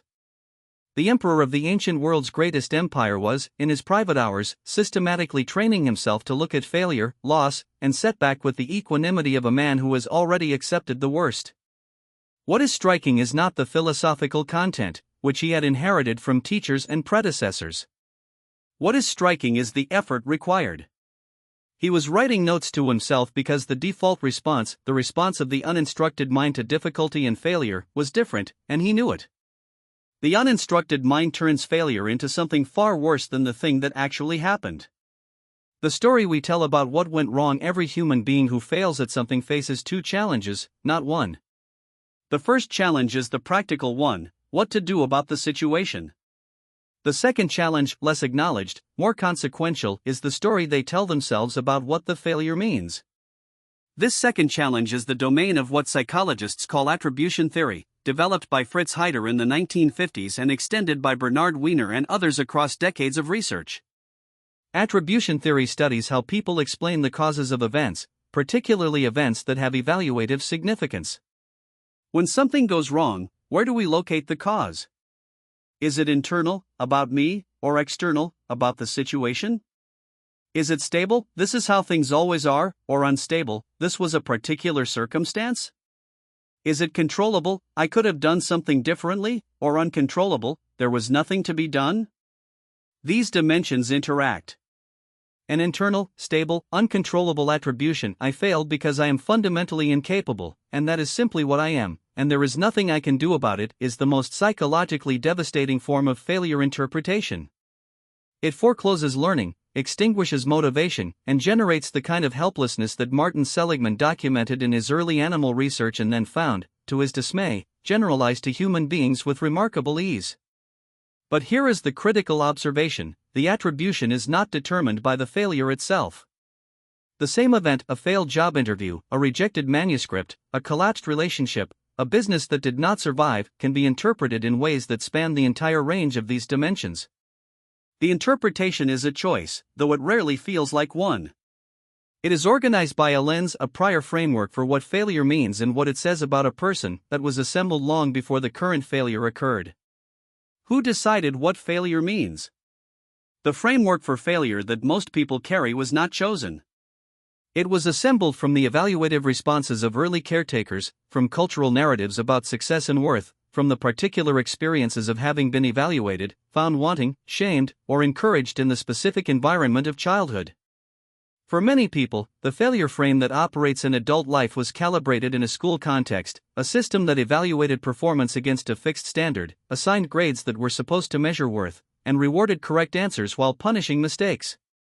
This system, regardless of any individual teacher's warmth or wisdom, instills a relationship with failure that has specific characteristics. Failure is a final judgment, it is visible to others, it says something definitive about your intelligence and capability. The appropriate response is shame and concealment. This is not a description of what failure actually is. It is a description of a particular institutional response to failure that many people absorbed so thoroughly in their formative years that they mistake it for a natural fact. The shame is so automatic, the impulse to conceal so immediate, that it never occurs to question whether this response was installed rather than innate. Epictetus and the discipline of interpretation. Epictetus, a freed slave who became one of antiquity's most important Stoic philosophers, taught what he called the discipline of assent, the practice of examining the automatic evaluative judgments that arise in response to events before accepting them as accurate. His central distinction was between what is up to us, our own judgments, impulses, desires, and responses, and what is not up to us, everything else, including what other people do, what happens in the world, and the results of our actions. People are not disturbed by the things that happen, Epictetus taught, but by their opinions about those things. This is not the bumper sticker optimism it is sometimes reduced to. It is a precise psychological claim: the event and the suffering are separated by an interpretation, and the interpretation is something we can examine and, through disciplined practice, revise. The event is what happened. The meaning is something we assign. Applied to failure, this discipline involves a careful disaggregation that most people never perform. First, what actually happened? Second, what does this actually tell us about what happened and why? Third, and separately from both, what story have I automatically told myself about what this means for who I am and what I am capable of? The third question is where the lens operates. The third question is where freedom is possible. Marcus Aurelius, writing those private notes, was performing this exact exercise. He was training himself to distinguish the event from the story about the event and to examine the story with the same rigor he would apply to any other claim he did not want to accept without evidence. Dweck's revolution. Carol Dweck's work on mindset began with a simple observation that grew into one of the most important findings in educational psychology. Children differ dramatically in their response to failure, and this difference is not well explained by intelligence, effort, or prior success. What predicts a child's response to failure, Dweck found, is something more fundamental: their theory of what ability is. Children who hold a fixed mindset, who believe that intelligence and talent are innate, stable traits that you either have or don't have, treat failure as diagnostic. A failure at a task means you are not good at that kind of task. It is evidence about your permanent ability level, which cannot be changed through effort. The appropriate response to such evidence is either to work harder to disguise the limitation, appear competent, avoid challenge, or to give up on the domain entirely. It's just not my thing.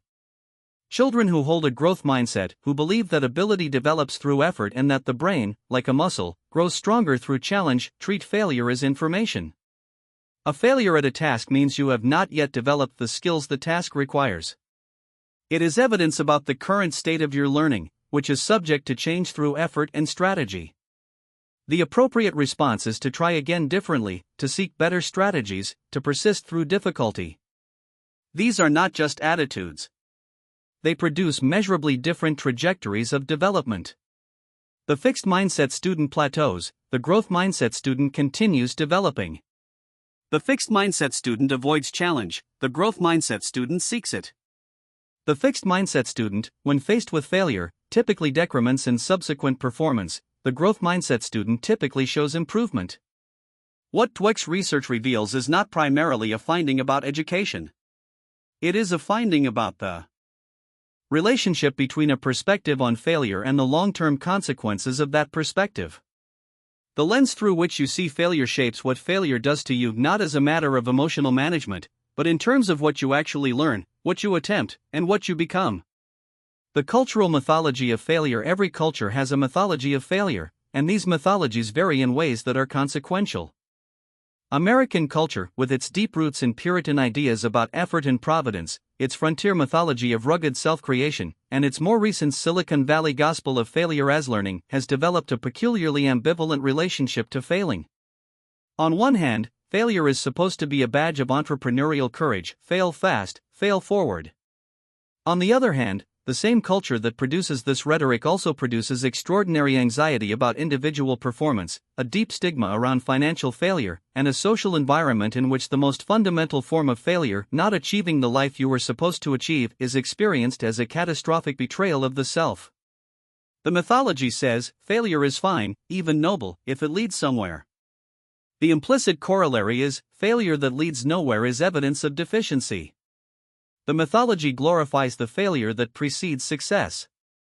It has nothing particularly generous to offer the person whose life does not resolve that neatly, whose failure is simply failure, unredeemed by subsequent triumph, neither a lesson nor a launching pad.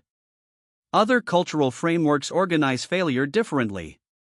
Japanese concepts of wabi-sabi, the acceptance of imperfection and impermanence, produce a relationship to failure that is not primarily evaluative. The Buddhist concept of beginner's mind positions every act as inaugural, unencumbered by the accumulated weight of prior attempts. The Stoic tradition, as we have seen, draws a sharp distinction between what actually happened and the story told about it. None of these frameworks is the truth about failure. They are different lenses through which failure can be seen, and the lens matters enormously, not in some soft, inspirational sense, but in the hard, practical sense of what the person who fails actually does next. The failure reframe, 3 questions. The practice this chapter offers is not about positive thinking or the suppression of genuine pain. Failure hurts. The Stoics never denied this. Epictetus's point was not that nothing matters, but that we should be clear about what actually matters and not conflate it with what does not. The practice is about separating the fact of failure from the story about failure and examining the story with the kind of rigor we would wish to apply to any other important claim. 3 questions, asked honestly in the aftermath of failure. First, what actually happened? Not the interpretive elaboration, not the story, just the bare sequence of events. The manuscript was rejected. The project was cancelled. The relationship ended. This is what happened. Stay here for a moment before moving to interpretation. Second, what does this actually tell me that is useful? Not what it confirms about your worst fears about yourself, not what it suggests about the permanent nature of your limitations, but what it genuinely informs. What can be learned here? What was genuinely in your control and might be done differently? What was outside your control and needs simply to be accepted? Third, who installed the framework through which I am currently evaluating this, and is that framework accurate? The automatic shame, the automatic catastrophizing, the automatic narrative of personal deficiency, where did that come from? Is it an honest response to the actual event, or is it the habitual response of a perspective that was formed in a different context, by people with their own limitations, using standards that may not be the ones that actually matter? The third question is the lens question. It is the question that begins to create some space between the failure and the framework for failure, and in that space, something more honest than shame and something more useful than despair can begin to form. Death. How does knowing you will die change what you see? Montaigne, who spent more pages thinking carefully about death than almost any other secular writer in Western history, eventually arrived at what he considered the key insight on the subject. The philosophers who told him to learn to die were not giving him spiritual advice. They were giving him perceptual advice. They were telling him that the confrontation with mortality does not primarily change what you do. It changes what you see. It changes which things appear large and which appear small. It clarifies, in a way nothing else quite manages, what the actual stakes of a human life are. This chapter is about death as a lens, not as an ending to be managed but as a perspective that, when genuinely inhabited, reorganizes the entire visual field of a life. The terror management problem: most of us, most of the time, are not genuinely inhabiting our mortality. We know, in the abstract sense, that we will die. We can state it as a fact. We can discuss it in the third person. What we cannot easily do is feel it, hold before the mind's eye with genuine presence and without flinching the concrete reality that this body will stop, that this consciousness will end, that everything we have accumulated and built and loved will persist without us or will not persist at all. The psychologists Jeff Greenberg, Sheldon Solomon, and Tom Piszczynski developed terror management theory from Ernest Becker's earlier work, The Denial of Death. Their central claim is that human civilization is, to a remarkable degree, a structure erected against the terror of mortality. Culture, religion, achievement, legacy, the pursuit of meaning, all of these, in the terror management framework, serve partly as buffers against the anxiety generated by the awareness of our own death. We invest in symbolic immortality projects, children, artworks, political causes, institutions, because they provide the feeling of transcendence, of continuing beyond the finitude of the individual body. This is not a cynical account. It is an observation that human culture is richer, stranger, and more desperate than it would be if we were simply long-lived organisms making rational decisions about resource allocation. The fact that human beings write poetry, build cathedrals, pursue justice, and sacrifice themselves for ideas, all of this is at least partly comprehensible as the behavior of creatures who know they will die and who cannot entirely bear that knowledge. The consequence of this, however, is that the denial of death that structures so much of normal life systematically distorts perspective. When mortality is kept at arm's length through cultural insulation, the urgency it would otherwise provide is also kept at arm's length.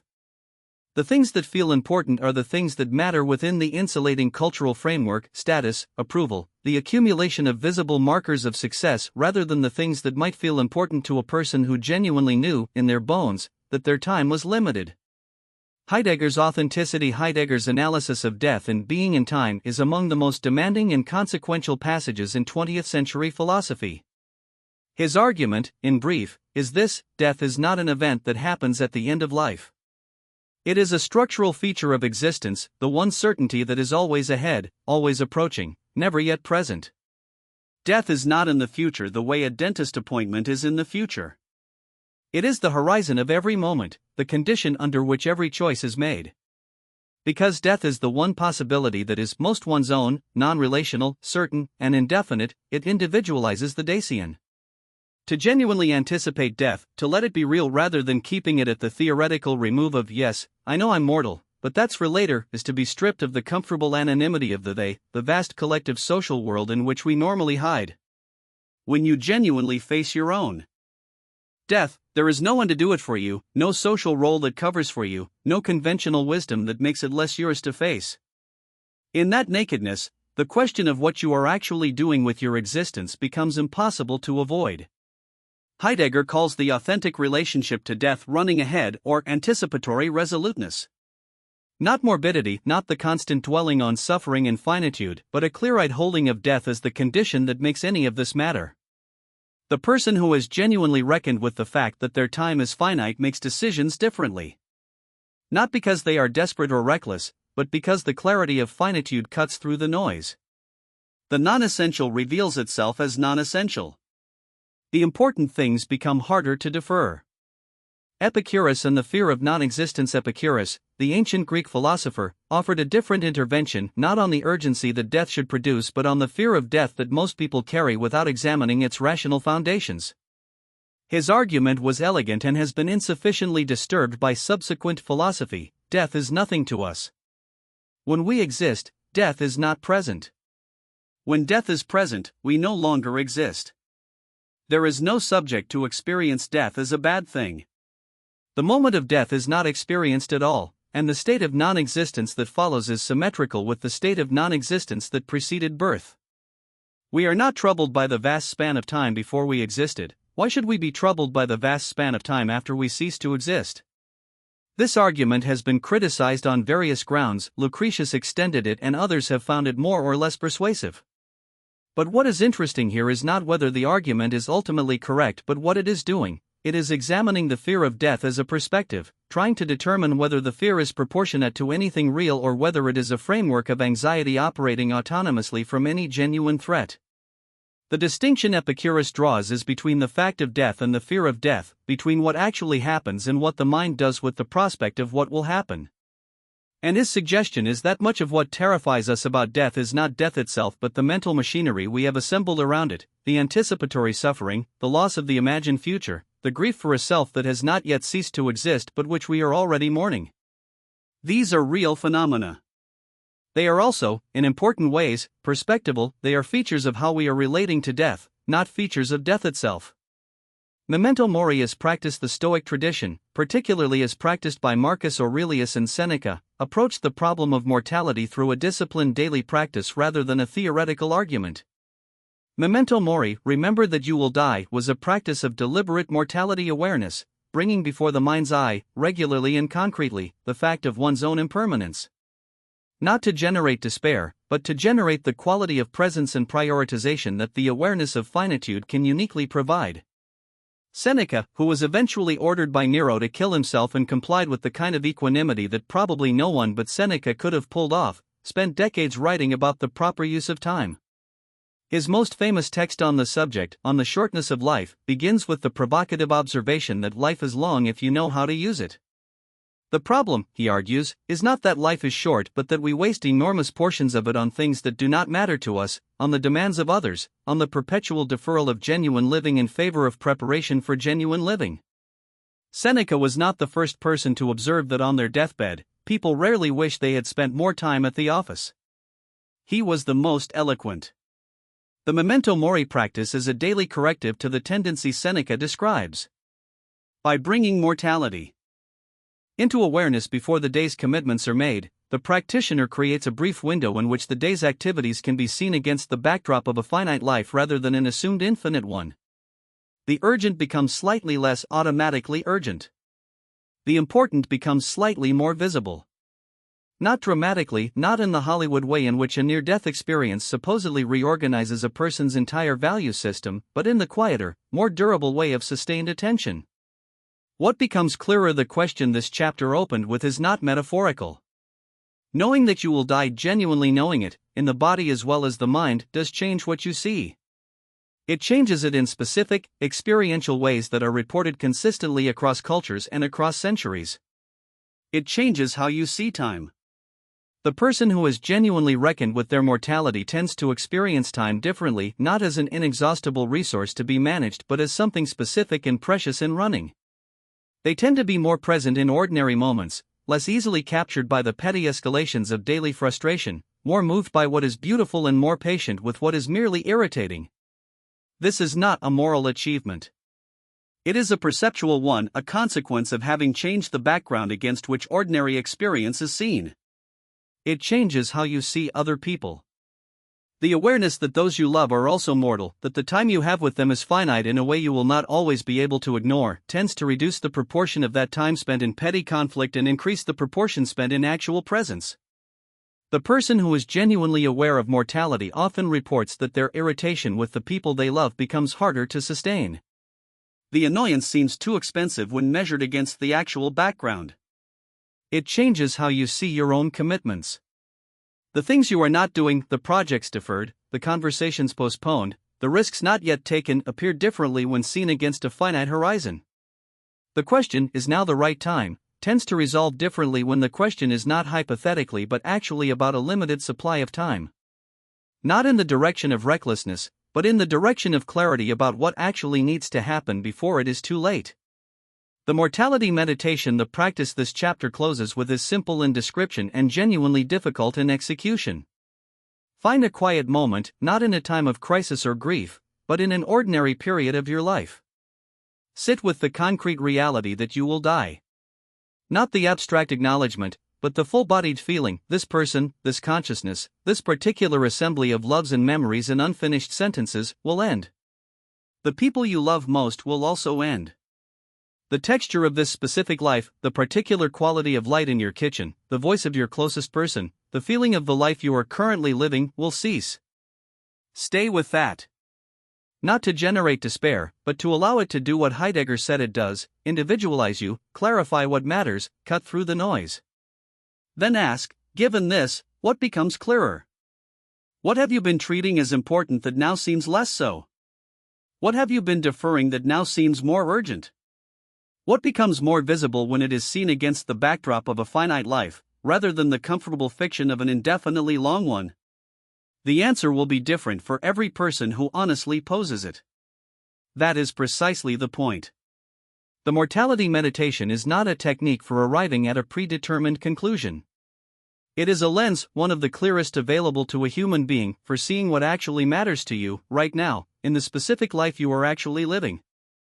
Culture, which of your values are yours, and which are simply the water you swam in? There is a particular kind of silence that descends when you ask someone from one cultural background to explain, to someone from a significantly different one, why a certain thing is obviously right or obviously wrong. The silence is not confusion, it is the gap between knowing something and being able to articulate the foundations of knowing it. The person knows perfectly well what the correct answer is. They simply cannot say where the knowing came from, because it was never acquired in the form of an argument. It was absorbed so thoroughly, so early, so pervasively that it feels not like a cultural position but like a perception of reality. This is Bourdieu's habitus in its most literal form. The habitus is not a set of beliefs you could list. It is a set of dispositions, orientations, and ways of perceiving that have become second nature through long practice in a particular cultural field. To be socialized into a culture is not primarily to learn its rules, it is to develop a feel for the game, an intuitive grasp of what counts, what is appropriate, what a person in your position does in situations of the sort that arise. The rules exist, but the person who needs to consult the rules has not yet been fully socialized. The fully socialized person acts without consulting rules because the rules have become character. Bourdieu's habitus. Pierre Bourdieu spent decades documenting the mechanisms through which social conditions reproduce themselves across generations, not through explicit instruction or direct coercion, but through the subtle, continuous shaping of perception, taste, aspiration, and practice that socialization achieves. The child born into a particular class position does not simply occupy that position, she gradually acquires the habitus of that position, the ways of speaking, moving, judging, and aspiring that correspond to it. She develops the sense of what goes without saying and what goes without being done that characterizes the class. And this embodied sense of social reality shapes everything she subsequently experiences, sees, and desires. What makes the habitus so structurally powerful is that it is not experienced as a class position. It is experienced as taste, as intuition, as natural preference, as the obvious way to do things. The person who prefers a certain kind of food, music, conversation, or holiday does not generally experience that preference as a product of their social position. They experience it as simply what they like, as an expression of who they are rather than a reflection of where they came from. The social origin of the preference has become invisible through its thorough internalization. This invisibility is not accidental. It is what makes cultural reproduction efficient. If every cultural norm had to be consciously defended, it could be consciously challenged. When it becomes a matter of taste, of intuition, of that's just not done, it acquires the authority of nature rather than convention. But conventions present themselves as facts. Hofstede's Dimensions. The organizational psychologist Geert Hofstede spent years analyzing surveys conducted across IBM employees in over 50 countries, and what he found, rather unexpectedly, given that IBM was presenting a uniform corporate culture to all of them, was systematic, replicable variation along several dimensions that correlated strongly with national culture rather than anything specific to the individuals. The dimensions he identified are now among the most studied in cross-cultural psychology. Individualism versus collectivism. Is the primary social unit the individual or the group? Power distance. How much inequality is accepted as natural and legitimate? Uncertainty avoidance. How comfortable is the culture with ambiguity and the unknown? And long-term versus short-term orientation. Does the culture prioritize tradition and present obligations, or pragmatic adaptation and future investment? These dimensions are not stereotypes in the dismissive sense. They are empirically identified patterns that explain a significant proportion of variance in behavior across cultural contexts. But their importance here is not statistical. It is experiential. The person raised in a high individualism culture, where autonomy, personal achievement, and self-expression are primary values, inhabits a fundamentally different social reality from the person raised in a high collectivism culture, where group harmony, mutual obligation, and relational identity are primary. They do not simply have different values they could compare and evaluate. They have different perceptual architectures. What is obvious, natural, and moral in one system is strange, inappropriate, or even incomprehensible in the other. The high individualism person looking at a collectivist culture may see excessive conformity, suppression of the individual, or unhealthy group pressure. The high collectivism person looking at an individualist culture may see selfishness, atomization, and a tragic failure of mutual care. Both are seeing the other through the lens of their own cultural framework and calling what they see a description of reality. Neither is fully wrong, neither is fully right, and neither can easily see the framework through which they are looking. The cross-cultural mirror, cross-cultural psychology, as a discipline, exists in part because encountering a genuinely different cultural framework has the extraordinary effect of making your own visible. The anthropologist Claude Lévi-Strauss described this as the defamiliarization function of the encounter with the other. What was invisible precisely because it was everywhere suddenly becomes visible when you see it against the backdrop of something genuinely different. Richard Schroeder, who has spent decades studying moral reasoning across cultures, found that what he called the ethics of autonomy, the framework dominant in Western liberal societies, organized around harm, rights, and individual freedom, is actually a minority position in the global range of moral frameworks. The ethics of community, organized around duty, hierarchy, and the interdependence of persons in their social roles, and the ethics of divinity, organized around purity, sanctity, and the sacred order of the cosmos, are at least as widespread and at least as internally consistent.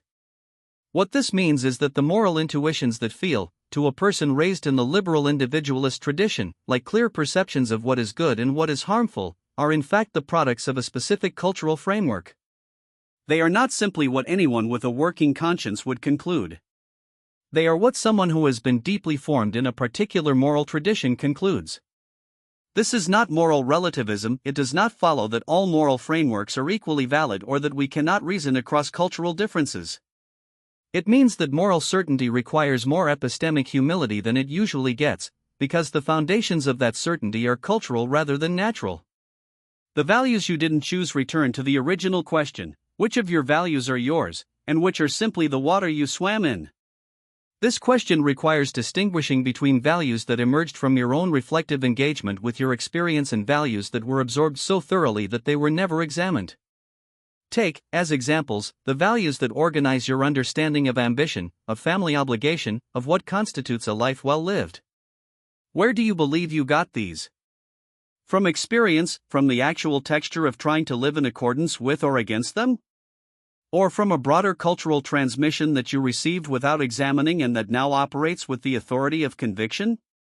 The question is not whether culturally transmitted values can be good values. Many are.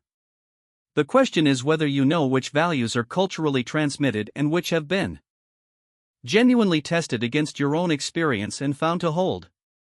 The difference matters because untested cultural values are brittle in a particular way. They tend to produce profound disorientation and identity crisis when they encounter circumstances for which they were not designed: migration, cultural mixing, the encounter with people whose lives seem genuinely good by criteria different from the ones you were raised with.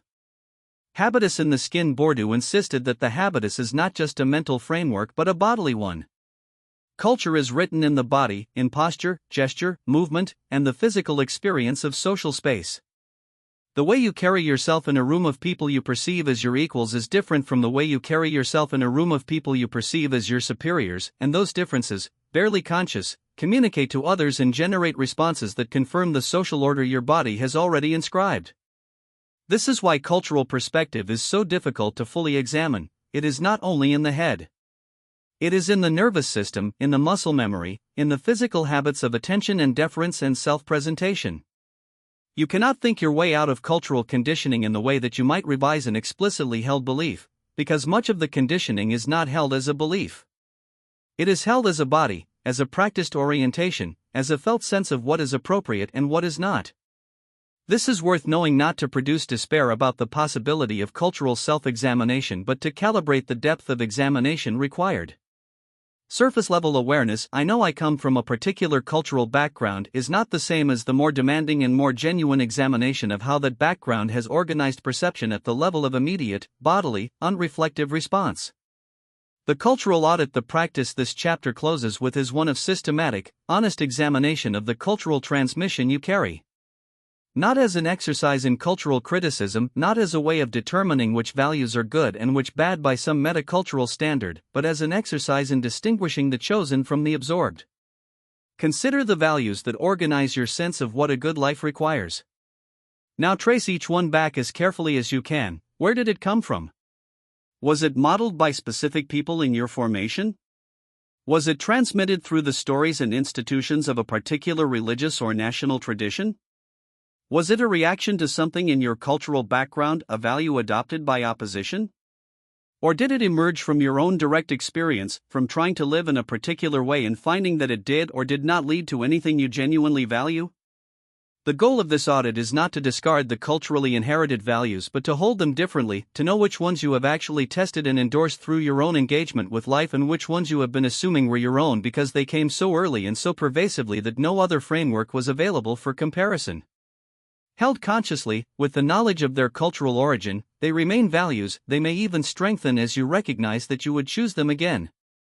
But held unconsciously, as unexamined perceptions of how things simply are, they constrain the quality of your seeing in ways you cannot begin to address until you know the constraint is there.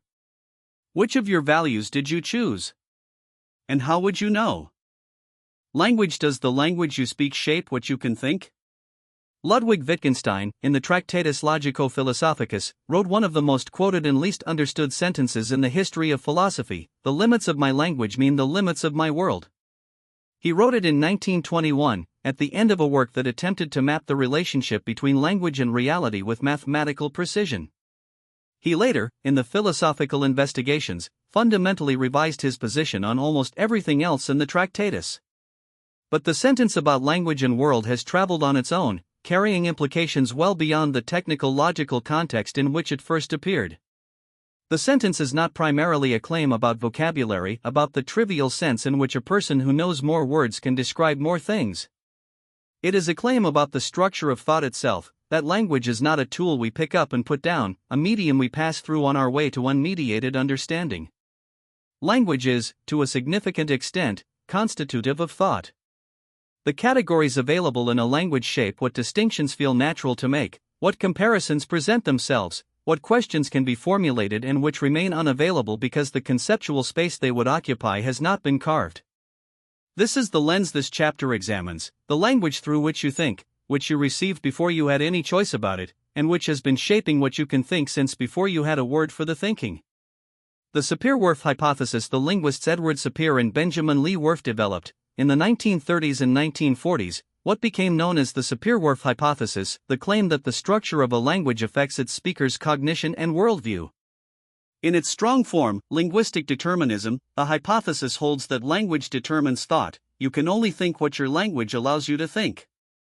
In its weak form, linguistic relativity, it holds that language influences thought, the language you speak makes certain thoughts more available, more natural, more readily formed, while leaving others requiring more effort to achieve. The strong version has not survived empirical scrutiny well. People clearly can and do think things that their language lacks words for, they feel the emotion before they find the word, they solve the problem before they articulate the solution. But the weak version has been confirmed repeatedly and is considerably more interesting than it is usually presented. The psycholinguist Lera Boroditsky has spent a career demonstrating, through clever experiments across many language communities, that language systematically shapes cognition in specific, measurable ways. Languages that use cardinal directions, north, south, east, west, rather than egocentric terms, left, right, for spatial orientation like the Australian language Cook Thayor, produce speakers with extraordinary spatial orientation abilities and an entirely different cognitive relationship to space. When asked to lay out pictures of a sequence in temporal order, English speakers, whose temporal metaphors run left to right in writing, typically arrange them left to right. Hebrew speakers arrange them right to left. Cook Thayor speakers, unconstrained by body relative orientation, arrange them east to west, always east to west, regardless of which way the speaker is facing. The spatial concept built into language shapes the spatial organization of temporal thought. Languages differ in how they mark agency. English tends toward agentive constructions, I dropped the vase. Spanish and Japanese often use constructions that emphasize unintentionality, the vase fell from me. Boroditsky's research found that speakers of languages with non-agentive framing for accidents are worse at remembering who caused an accident, because their language does not obligate them to encode agency. Their memory is shaped by the grammatical habits of their tongue. The Emotional Lexicon Lisa Feldman. Barrett's research on the construction of emotion provides another window into the relationship between language and experience. Barrett's central finding is that emotions are not hardwired reactions that the brain detects and labels, they are constructed categories that the brain uses to make sense of bodily sensations in context. The concept anger is not a readout from a neural circuit dedicated to anger, it is a culturally and linguistically shaped framework that the brain uses to categorize and regulate certain bodily states in certain social contexts.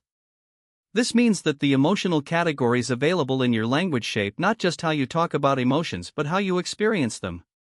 Cultures with more granular emotional vocabularies, more words for specific emotional states, tend to produce people who make finer emotional distinctions and who are better at emotional regulation. The distinction is not purely verbal. The person who has the concept of saudade, the Portuguese word for a wistful longing for something beloved that is absent or lost, and the person who does not have this concept are not having identical experiences that they merely describe differently. The concept shapes the experience. German has Schadenfreude, pleasure in another's misfortune, Japanese has ame, pleasurable dependence on another's goodwill, and Danish has hygge, a particular quality of cozy, convivial warmth. English speakers can learn these concepts and find them useful, but the person who grew up with them as native emotional categories has a finer-grained emotional landscape that was shaped from early childhood. The lexicon is not merely a label for a pre-existing experience. It participates in the construction of the experience itself. The frames inside words. The cognitive linguist George Lakoff has argued that political and moral discourse is organized by conceptual frames, mental structures that shape how we understand ideas, that invoke different emotional and evaluative responses, and that make certain arguments feel natural while making others require effortful counter-framing to even be heard. Consider the difference between describing illegal immigration as a flood versus as a matter of people seeking work. The metaphor of flood activates a frame organized around natural disaster, an overwhelming force against which resistance is the appropriate response, where the question is how to contain the damage. The description of work-seeking activates a frame organized around economic activity, rational actors responding to incentives, where the questions are about wages, market conditions, and border policy. Neither frame is simply objective. Each organizes the question, highlights certain features, and obscures others. The person who hears flood and the person who hears work seekers are not disagreeing about the facts, they are, in a meaningful sense, perceiving different problems that require different solutions. Lakoff's point extends beyond political discourse. Every domain of human concern, health, education, justice, relationship, work, is organized by frames that are built into the language through which we discuss it. Winning and losing a conversation frame it as a competition. Exploring frames it as navigation. The frame you use shapes what kinds of moves feel available, what counts as success, what kind of person you need to be to participate. The frame is not neutral. And it typically arrives pre-installed, absorbed from the linguistic community in which you learn to think. Wittgenstein's later insight in his later work, Wittgenstein developed the concept of language games, his term for the diverse practices and forms of life in which language is embedded and from which it gets its meaning. Words do not have meaning in isolation, they have meaning in use, within specific practices, contexts, and communities. The meaning of a word is not a mental image or a definition but its role in a set of activities in which human beings engage together. This insight is directly relevant to the question of perspective. The language game you play, the specific community, context, and practice within which your language developed and functions shapes what concepts are available, which distinctions feel natural, which questions make sense. The philosopher participating in academic debates about ethics and the farmer navigating the practical ethics of her community are not playing the same language game, even if they use some of the same words. The same word in different language games has different meaning, different weight, different implications. The implication for perspective is that the language in which you have learned to think about any important domain, love, justice, success, God, the self, is not simply a medium through which you access neutral concepts. It is a structured practice that shapes what kinds of thoughts are available and what kinds require effort to formulate. To think outside the language game you were raised in requires either learning a different one or becoming aware of the game you are playing, aware enough to occasionally step outside it, to notice the frames, to ask which concepts are doing heavy lifting and whether their implications are actually ones you endorse. The limits, as Lenz Wittgenstein's original claim, the limits of my language mean the limits of my world, was about the limits of what can be said at all, what can be represented in language versus what can only be shown. But for our purposes here, the insight operates at a more practical level. The language you think in shapes what distinctions feel natural to make, what categories feel self-evident, what problems present themselves as problems, and what dissolves into the background. This is not a limitation unique to you. It is the human condition with respect to language. Everyone thinks in some language, with some set of conceptual resources, within some set of frames and metaphors.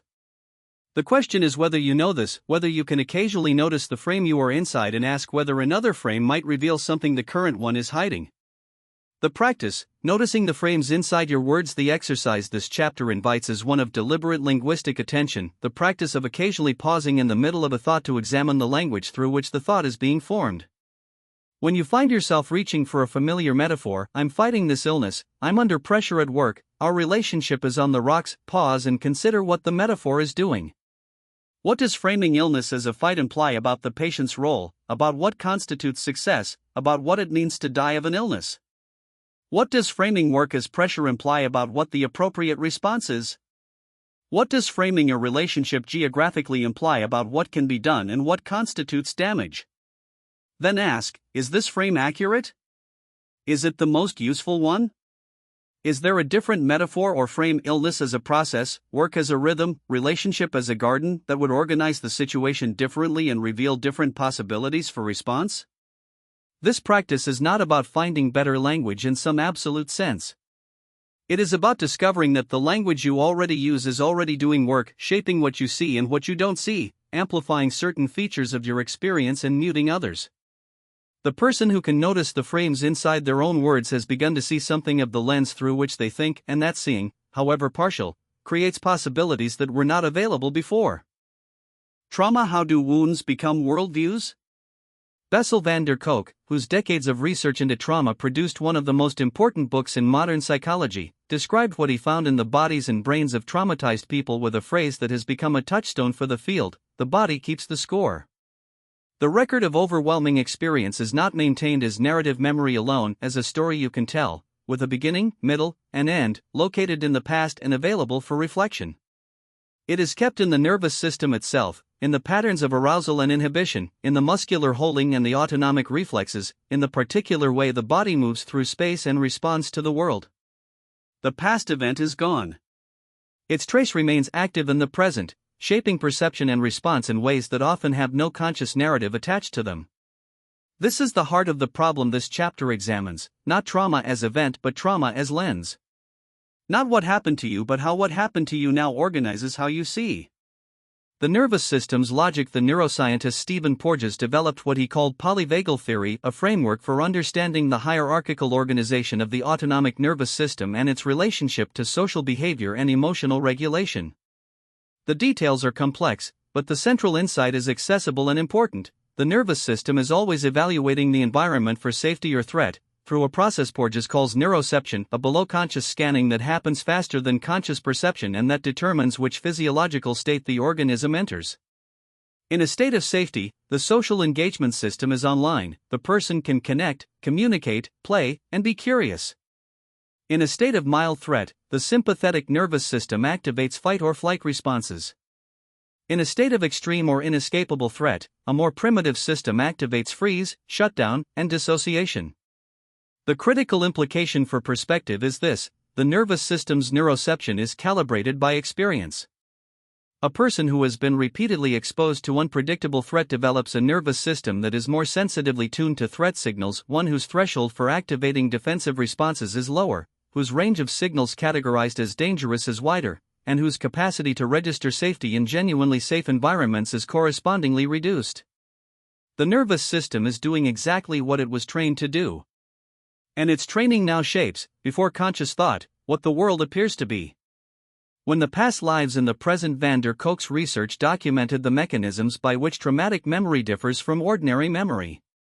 Normal memory is narrative, integrative, and time-stamped. It encodes events in their sequential context and places them in the past.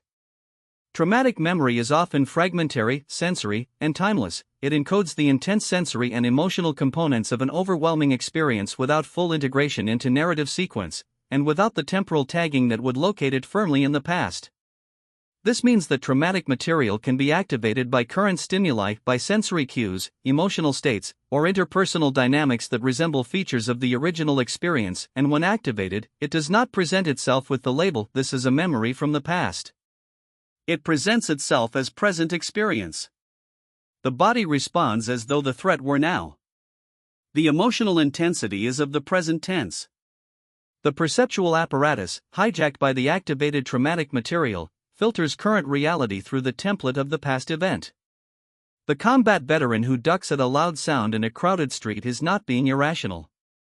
His nervous system has learned, with lethal consequences attached, that certain sensory patterns mean immediate danger, and it responds with exactly the speed and intensity that kept him alive in a combat zone. The problem is not the response per se. The problem is the misfire, the application of survival-calibrated perception to a context where it produces suffering without protection. But the misfire is pervasive and not always recognizable as such. The person who grew up in a household where emotional intensity meant imminent danger may find that any emotional intensity in a current relationship activates the same perception of threat, the same shutdown, the same fight or flight, the same inability to stay present even when the relationship is fundamentally safe. The template from the formative context is being applied to a current context it does not fit. And because the activation happens through neuroception rather than conscious reasoning, the person experiences it as perception rather than as the triggered memory it actually is. Viktor Frankl and the meaning that survives. Viktor Frankl, the Viennese psychiatrist who survived Auschwitz and wrote about it in Man's Search for Meaning, arrived at an insight about trauma that was not primarily about the wound but about the relationship to the wound. His observation, born from the most extreme laboratory imaginable, was that the one thing that could not be taken from a human being was the freedom to choose one's response to one's circumstances. Even in conditions of absolute degradation and complete loss of external freedom, something remained: the inner freedom to take a position toward what was happening. This is not a counsel of Stoic suppression. Frankl was writing about genuine suffering, not its denial. He observed, in the camps, that what distinguished the people who maintained psychological integrity from those who broke or became morally unrecognizable was not the degree of their suffering but their relationship to it, whether they could find, or create, any frame of meaning that allowed the suffering to be endured without destroying the person who endured it. The will to meaning, Frankl argued, is the primary human motivation, more fundamental than the will to pleasure or the will to power. And meaning, crucially, can be found in suffering itself. Not the suffering is something desired or endorsed, but the suffering is something that presents the person with the possibility of bearing witness to their own capacity for endurance, of maintaining values when values cost something, of finding in the extremity of experience a depth of self that ordinary life would never have disclosed. This is a perspective on trauma. It is not the only valid perspective. It is worth taking seriously because Frankl earned it in the most demanding possible context, and because the research on post-traumatic growth, the phenomenon in which some people, following severe trauma, report not merely returning to their prior level of functioning but developing in ways they attribute directly to their engagement with the traumatic experience, provides empirical support for something like Frankl's insight. Post-traumatic growth. The psychologists Richard Tedeschi and Lawrence Calhoun developed the concept of post-traumatic growth in the 1990s, documenting a phenomenon that clinicians had observed but that the dominant trauma narrative, organized primarily around damage and deficit, had not adequately theorized. A significant proportion of people who experience severe trauma report, in the aftermath, not just recovery but growth, increases in the sense of personal strength, in the quality of relationships, in appreciation for life, in spiritual or existential depth, and in the openness to new possibilities. Post-traumatic growth is not the same as resilience, which is the ability to return to prior functioning. It is the report of transformation, of having been, in some important sense, changed for the better by an experience that was genuinely terrible. The growth does not negate the suffering or make it worthwhile in a simple transactional sense. It describes what some people are able to make from it. The conditions that seem to support post-traumatic growth include the availability of social support, the capacity for cognitive processing and meaning-making, a certain degree of prior psychological complexity, and the willingness to engage with the traumatic material rather than simply suppress it. What is notable about this list is that most of these conditions are relational and cognitive rather than fixed traits. They are things that can be cultivated, supported, and developed. The lens and the wound. What this chapter has been building toward is a distinction that is difficult but essential: the distinction between the wound and the worldview the wound produces. These are not the same thing. The wound is what happened. The worldview is the interpretive framework the nervous system and the mind have organized around the wound as a way of making sense of the experience and protecting against future harm. The worldview built around trauma tends to have specific, recognizable features. It tends to see threat more readily than safety. It tends to expect repetition of the original injury, to see in new situations the template of old ones. It tends toward black and white thinking in the domain of the original injury. The person who was betrayed may find it difficult to hold the complexity of human reliability, because the nervous system that was calibrated by betrayal does not have fine-grained discrimination in that domain. And it tends to narrow the sense of possibility. The world appears to offer fewer options, less safety, less trust, than it would appear to offer to someone whose formation was less marked by overwhelming experience. This worldview is not wrong in the same way that a logical error is wrong. It is an accurate description of the world the traumatized nervous system has learned to perceive. The problem is that it may not be an accurate description of the current world, of the specific situations, people, and possibilities actually present in the person's life now. Seeing the wound without being defined by it. The practice this chapter offers is not a therapeutic technique, it is a perspectival one. It begins with the recognition that some of what you currently perceive as the world is actually the residue of an old encounter with the world, that some features of your perceptual landscape are not present facts but echoes of past events that have been encoded as present reality. This recognition requires neither the suppression of the past nor the surrender of the present to it. It requires something more precise, the ability to hold awareness of the origin alongside the experience itself.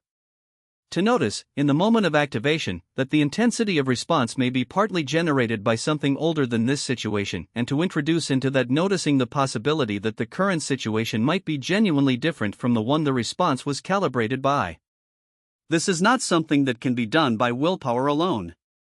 The body keeps the score precisely because the score is kept below the level of deliberate cognitive control. Genuine healing from trauma typically requires working with the body as well as the mind, through somatic therapies, through regulated relationship, through the gradual accumulation of evidence that safety is possible in contexts that once promised only danger. But the perspectival dimension, the ability to see the lens, to know something of how it was made, to hold the wound without being entirely constituted by it, is an essential component of whatever genuine movement is possible. The wound happened. The worldview built around it is the nervous system's interpretation of what the wound means for the future. These are not identical. And the space between them, however small, is where new seeing becomes possible. Power who benefits from you seeing the world the way you do? This is the most uncomfortable question in the book. It is uncomfortable because it introduces a dimension to the problem of perspective that most reflective people prefer not to dwell on, that the way you see the world is not merely a product of your personal history, your psychology, and your culture, but that it is also, to a degree that is worth examining carefully, a product of power. That some of what you take to be obvious, natural, and true has been made to appear obvious, natural, and true by interests that are not necessarily yours. Michel Foucault spent his career mapping this territory. His central insight, arrived at through historical analyses of the asylum, the clinic, the prison, and sexuality, was that knowledge and power are inseparable. What counts as knowledge in any given period, what questions can be legitimately asked, what answers are considered credible, who has the authority to speak and who is spoken about, all of this is organized not by pure epistemic standards but by relations of power. Power knowledge, in Foucault's formulation, does not simply suppress the truth, it produces specific truths while making other truths harder to produce or harder to hear. What discourse does Foucault use the term discourse to describe the organized systems of language, practice, and institution through which particular claims come to be recognized as knowledge? A discourse is not simply a set of statements. It is a regime that determines what can be said, by whom, in what contexts, and with what authority. The medical discourse of the 19th century did not merely describe disease, it organized the entire field of what it meant to be sick, who had the authority to define sickness, and what could legitimately be done to sick people in the name of their treatment. The power of discourse is not primarily coercive. It is productive, it produces subjects, identities, and truths. The person who is categorized within a discourse is produced by that categorization in ways that exceed mere description. The delinquent, the homosexual, the hysteric, these are not descriptions of pre-existing types that the discourse merely named. They are categories that organized specific forms of power over specific types of people, that shaped how those people understood themselves, and that made certain modes of life thinkable and others unthinkable. The implication for perspective is stark. The categories through which you understand yourself and others are not neutral. They were developed within specific historical contexts, by specific groups with specific interests, and they carry the residue of those interests into your most intimate acts of self-understanding. When you think of yourself as a certain kind of person, productive or lazy, disciplined or indulgent, normal or deviant, you are deploying categories whose history is entangled with the management of populations, the governance of bodies, and the maintenance of particular social orders. Ideology and the invisible. The tradition of ideology critique, running from Marx through Althusser to more recent critical theory, makes a related argument at the structural level. Ideology, in this tradition, is not primarily a set of consciously held beliefs. It is the set of assumptions so thoroughly naturalized that they present themselves not as a perspective but as reality. Ideology operates most effectively precisely when it is most invisible, when it is not experienced as ideology at all, but as common sense. Louis Althusser's concept of interpellation captures how ideology recruits subjects. It hails them into positions within the social order, and the hailing feels like recognition. When you hear "hey, you," and you turn, you have recognized yourself as the subject being addressed, you have accepted the position being offered. The acceptance feels like self-recognition, like simply knowing who you are. But the position was constructed before you arrived to occupy it. Applied to perspective, many of the most fundamental elements of your worldview about what you deserve, what you are capable of, what kinds of ambition are appropriate for someone of your type, what constitutes a good life, what the purpose of work is, what loyalty and duty require, were transmitted to you through cultural and social processes that were organized by interests that are not simply everyone's interests equally. The values that make the current social order feel natural, legitimate, and inevitable are not the same values that would feel natural and inevitable from all positions within that order. They are the values that are most functional for the maintenance of particular distributions of power, privilege, and recognition. The View from Below Bell Hooks, the cultural critic and educator, wrote extensively about the epistemic advantages and disadvantages of marginalized positions. Her argument, drawing on a long tradition that includes W.E.B. Du Bois' double consciousness and Sandra Harding's standpoint epistemology, was that people positioned at the margins of a social order often develop a distinctive kind of knowledge precisely because they cannot afford the luxury of taking the dominant framework for granted. Du Bois' double consciousness described the particular cognitive and psychological burden of Black Americans in a white-dominated society, the need to see oneself through two frameworks simultaneously, one's own and that of the dominant culture, because survival required it. This double vision is, among its other dimensions, a form of perspectival awareness, the constant awareness that the world looks different from different positions, that what is obvious from one position is not obvious from another, and that the dominant perspective presents itself as universal when it is, in fact, positioned. The sociologist Patricia Hill Collins extended this into what she called the matrix of domination, the intersecting systems of race, class, gender, and other dimensions of social organization that produce different subject positions with different kinds of access to power and different relationships to the dominant narratives about how the world works. The insight is not simply that some people are disadvantaged. It is that those who are advantaged by the current order are typically the least aware of the extent to which their perspective on how things are is shaped by that advantage. The power audit, the question this chapter opened with, who benefits from you seeing the world the way you do? Requires a willingness to examine your own perspective from the outside, to ask what interests are served by the assumptions you carry, and to genuinely consider the possibility that some of what feels like clear seeing is actually position seeing whose positioning is invisible to you. This is not a call to reflexive self-doubt or to the paralysis of infinite regress. It is a call to a specific kind of honest examination. Consider the major assumptions you carry about what people deserve, about what kinds of success are legitimate, about what the social order is and why it has the shape it has. Now ask, from whose position does this view of things look most natural and most obvious? From whose position does it look contingent, constructed, or actively disadvantageous? The fact that you can ask this question, that you have the education, the security, and the cognitive space to engage in this kind of reflection, is itself a product of your position. This is not a reason to feel guilty. It is a reason to be honest about the perspectival character of what you are seeing. Seeing power without paranoia, there is a version of this analysis that produces a kind of paralysis. If every perspective is shaped by power, if there is no view from nowhere, then perhaps all perspectives are equally ideological and there is no point in trying to see more clearly. This conclusion does not follow. The fact that all perspectives are positioned does not mean that all positions are equally well placed to see specific things, or that greater awareness of positioning cannot improve the quality of understanding.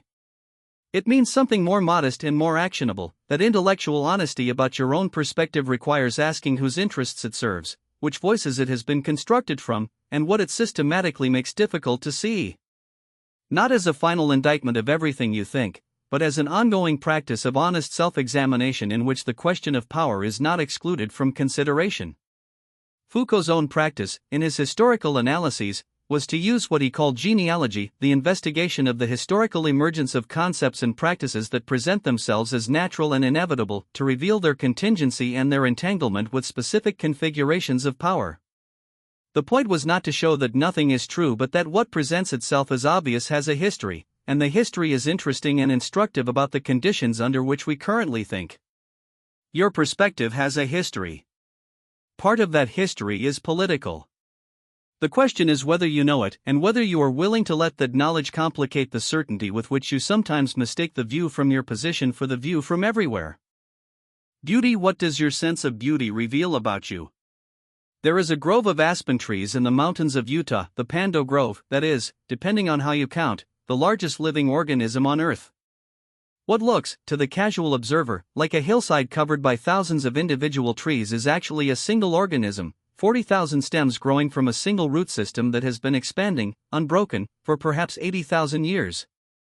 Every tree on that hill is genetically identical to every other. They share one life. Most people, told this fact, feel something. A shift in the quality of attention. A sense of scale that the information alone cannot fully account for. A kind of feeling thought that combines wonder, and something vertiginous, and perhaps a small corrective to the instinct that what is visible is what is real. This response, if you had it, or something like it, is what we might loosely call an aesthetic response. Not the pleasurable appreciation of a pretty view, but the kind of encounter with the world in which something is revealed that ordinary perception had not made available. What does it reveal about you that you responded this way, or that you didn't? That question is this chapter's subject.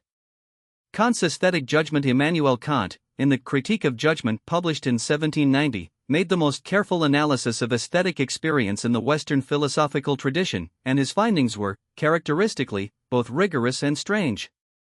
He argued that the judgment of beauty is not simply a report of subjective pleasure, I find this pleasant, nor a claim about objective properties of the thing judged, this has property X which makes it beautiful. It is something in between, a judgment made from the subject's experience but one that carries, legitimately, a claim to a kind of universality. When you say something is beautiful, genuinely beautiful, not just pleasant, you are not merely reporting your own state. You are, in some sense, inviting agreement. You are suggesting that others, if they could genuinely attend to this thing, would find what you find.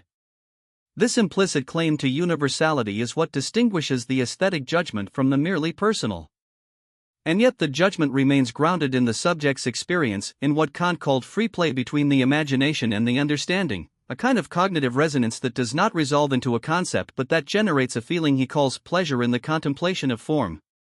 The analysis is complex, but its implication for our purposes is clear. Aesthetic judgment is not arbitrary, but neither is it purely objective. It is a form of knowing that is irreducibly perspectival, and therefore, examining what you find beautiful is examining something real about who you are. Iris Murdoch's loving attention. Iris Murdoch, the British novelist and philosopher, built her entire moral philosophy on a concept she called just and loving attention, the capacity to see another person, or a situation, or a work of art, clearly and honestly, without the distortions of self-interest, fantasy, or the consoling narratives we erect against the difficulty of things as they are. For Murdoch, the experience of beauty is not primarily about pleasure. It is about a specific quality of attention, a mode of seeing in which the habitual self, with its preferences and anxieties and agenda, temporarily yields to what is actually there. In the genuine aesthetic encounter, she argued, we are unselfed, released, however briefly, from the gravitational pull of the ego's constant self-referential activity, and placed in a relation to something outside ourselves that is recognized and valued on its own terms. This is why, for Murdoch, aesthetic experience and moral experience are deeply connected. Both require the same fundamental capacity, the ability to see what is actually there rather than what we want or fear to see. The person who is capable of genuine attention to a painting, a piece of music, or a natural phenomenon, who can be genuinely arrested by something outside themselves, is developing the same faculty that makes it possible to genuinely see another person rather than merely one's projection of them. The aesthetic is a school for the moral. Beauty is epistemology. The philosopher Alexander Nehamas argues that beauty is not simply a quality we find in things, it is a promise they make. The beautiful thing attracts, invites, and withholds. It promises that further attention, further engagement, further relationship with it will yield something not necessarily identifiable in advance, but worth the effort. Beauty, in this account, is an invitation to a relationship rather than a property of an object. And what makes it epistemologically significant is that it directs attention, it tells us where to look, what deserves sustained engagement, what rewards the kind of careful seeing that Murdoch describes. The culture's flattened version of beauty as visual pleasure, as the aesthetically conventional, as whatever generates immediate positive effect, misses this entirely. The conventional pretty thing is not the kind of beauty that Nehamas, Murdoch, or Kant are describing. They are describing something more demanding, the kind of beauty that stops you, that makes demands on your attention, that does not resolve into a simple experience of pleasure but opens onto something that requires sustained engagement. This kind of beauty is revealing. What arrests you, what actually stops you, what draws your sustained attention, what makes you want to return, reflects something about the structure of your perceiving self. Not because you can read your personality from your aesthetic preferences in the way that pop psychology sometimes suggests, but because what genuinely moves you is connected to what you are genuinely organized to perceive, and that organization has been shaped by everything that has shaped you. What your aesthetic reveals, the things you find beautiful tend to reflect the things you have been formed to attend to, which is to say, they reflect your history, your culture, your intellectual formation, and the specific sensory and emotional experiences that have sharpened your perceptual capacities in particular directions. A person formed in a tradition of close reading tends to find beauty in the precise word, the well-turned sentence, the image that does more work than it seems to. A person formed through music tends to hear structure and variation in contexts where others hear only sound. A person who has worked outdoors in a particular landscape for years develops aesthetic sensibilities about that landscape, attunement to its specific qualities of light and season that the occasional visitor simply cannot share. This is not relativism. It does not mean that all aesthetic judgments are equally well-founded or that no one can appreciate beauty outside their immediate formation. It means that aesthetic perception, like all perception, is trained, that the person who finds Rembrandt overwhelming and the person who finds him merely technically accomplished are not having identical experiences separated only by different verbal reports. They are perceiving differently, and the difference is a function of what they have been formed to see. The question, what does your sense of beauty reveal about you, is therefore a serious inquiry into the shape of your perceiving self. The things you find genuinely beautiful are not random. They are connected to whatever has opened you to particular qualities of experience, has sharpened particular capacities of attention, has given you the formation to notice what the untrained perceiver would pass by. Attention as a practice. Murdoch's concept of just and loving attention suggests that aesthetic experience is not merely a nice extra in a life well lived but a fundamental discipline, a form of practice in which the capacity for genuine seeing is developed and refined. The person who cultivates aesthetic attention, who takes seriously the invitation to look carefully and long at things that reward careful looking, is developing a faculty that has consequences throughout their life, far beyond the aesthetic domain. Simone Weil, whose philosophical work on attention was an influence on Murdoch, argued that genuine attention is rare and precious precisely because it requires the suppression of the self's automatic acquisitive and interpretive activity. Most of what passes for attention is actually a kind of rapid processing, categorizing, filing, moving on. The self reaches out to experience, takes what it needs, and turns away. Genuine attention, the kind that Weil and Murdoch have in mind, is more receptive. It holds still and lets the thing be what it is, in its full complexity, without rushing to contain it. Beauty, encountered with this quality of attention, is one of the most powerful available correctives to the habitual self-centeredness of ordinary perception.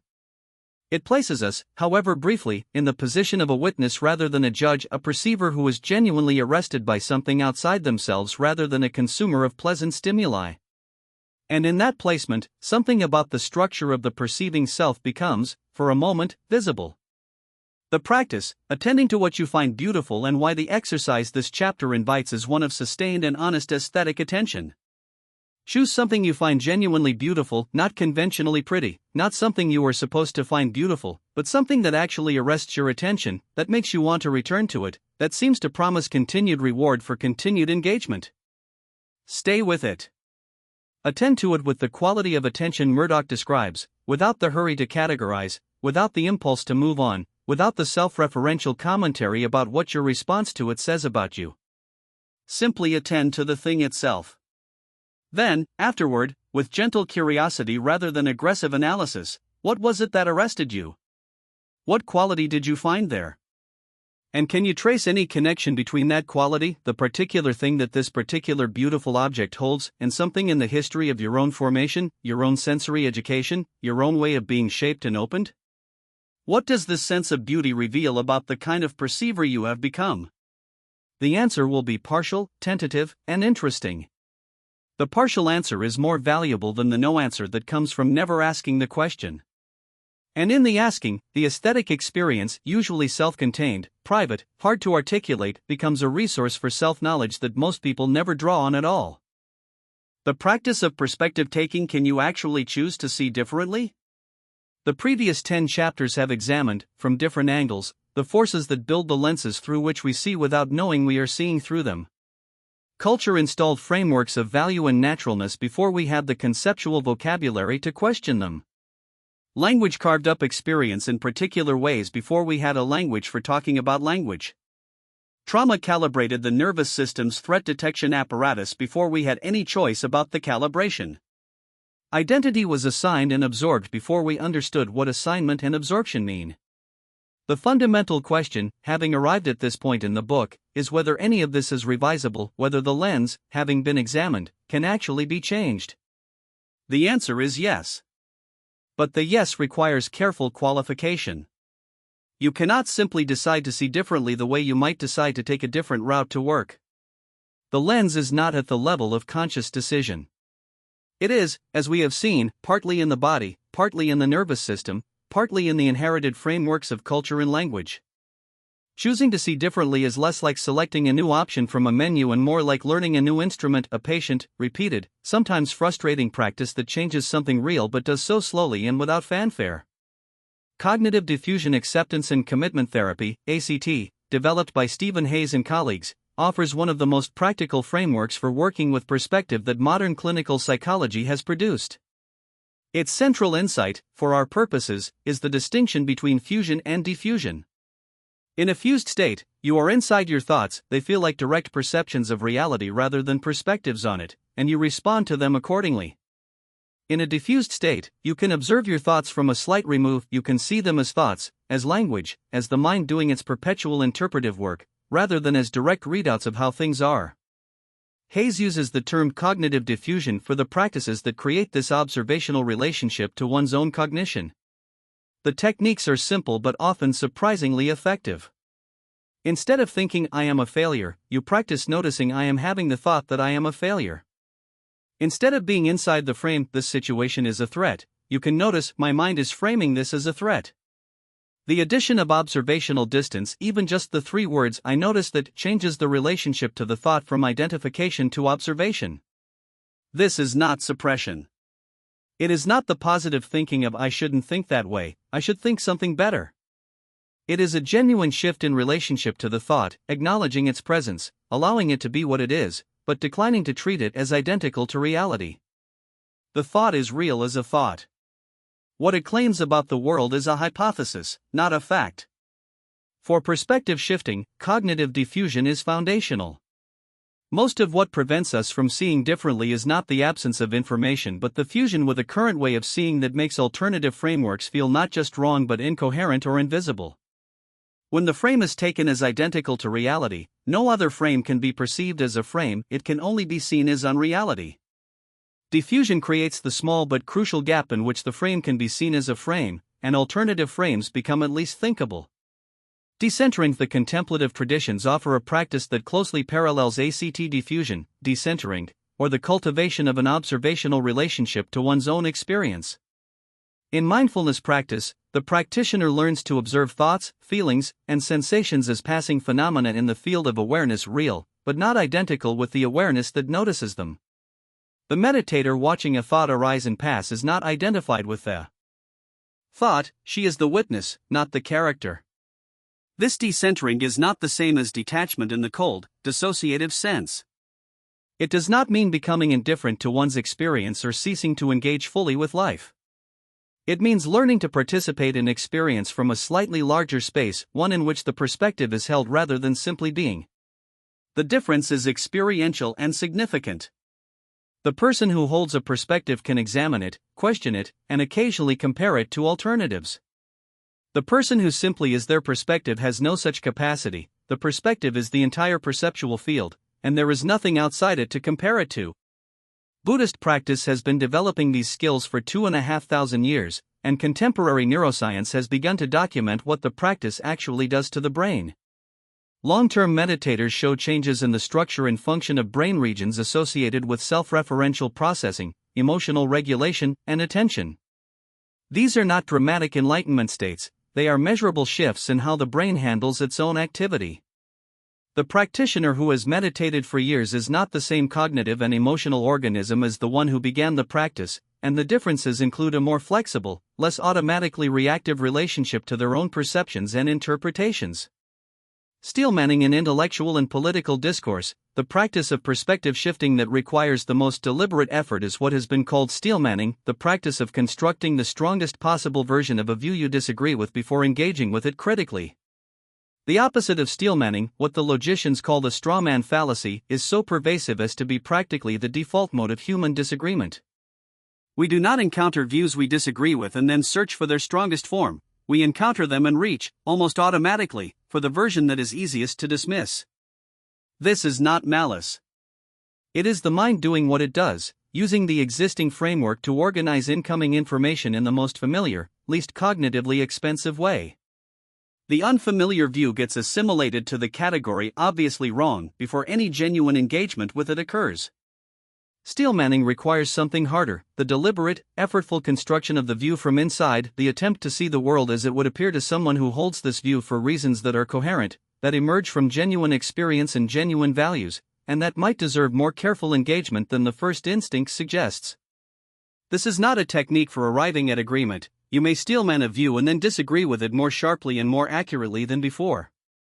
But the disagreement has been earned through genuine engagement rather than the comfortable dismissal of a caricature. The philosopher Daniel Dennett called this Rappaport's rules, after the game theorist Anatole Rappaport, who formulated them, before criticizing a position, articulated accurately enough that its proponent would recognize it as their actual view. Then identify anything you can learn from it. Then present the parts of it you agree with. Then point out what you think is wrong or missing. This sequence requires a quality of perspective taking, a genuine willingness to inhabit another's point of view with something approaching charitable engagement that is far rarer than it ought to be. Perspective journalism, a practice that several writers and educators have developed, with results that consistently surprise the people who attempt it, is what might be called perspective journalism, the sustained, disciplined attempt to inhabit and document a perspective significantly different from one's own, not to argue with it or convert it but to understand it from the inside. George Orwell's Down and Out in Paris and London, in which he spent extended periods living in poverty, was a form of this practice. Barbara Ehrenreich's Nickel and Dined, in which she worked at minimum wage jobs to understand the experience of working poverty, was another. The practice works because there is a difference between knowing intellectually that certain experiences exist and having lived in proximity to them long enough for the perceptual framework they generate to become, even temporarily, your own. The practice does not require weeks of undercover immersion. It can begin with something as modest as spending time in genuine conversation with people whose lives are significantly different from yours, not to gather data or to have your views confirmed, but to genuinely listen for the framework of understanding that their experience has produced.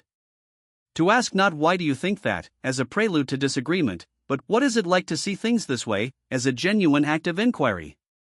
The philosopher Simone de Beauvoir described her relationship with other women as a source of philosophical insight precisely because it forced her to recognize the extent to which her own perspective had been shaped by experiences, privileges, constraints, and forms of blindness that she had taken to be universal when they were particular. The encounter with genuine difference is not comfortable. It is productive. The weekly lens audit, the practice this chapter closes with, is a weekly routine, a short, regular practice of perspectival self-examination that, compounded over months and years, produces a qualitatively different relationship to one's own seeing. Once a week, in a quiet moment, take up one of the lenses examined in this book: time, identity, relationships, failure, death, culture, language, trauma, power, beauty. Hold it before the week just passed. Ask, was there a moment this week when this lens was clearly operating? When my sense of time, or my identity story, or my relational projection, or my framework for failure, organized what I saw in a way I can now recognize as a perspective rather than as simply reality?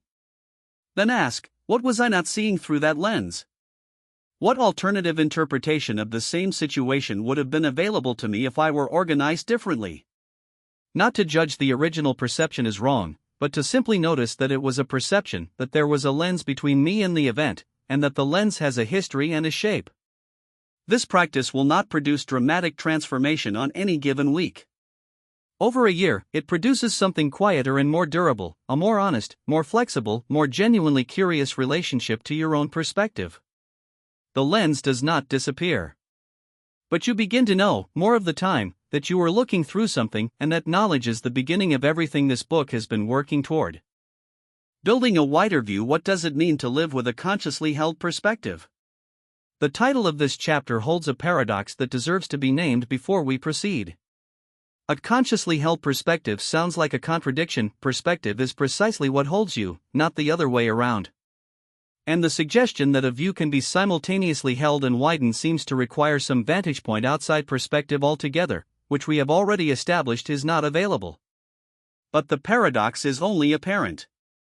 The goal is not to escape perspective that is not on offer, but to develop a different relationship to it.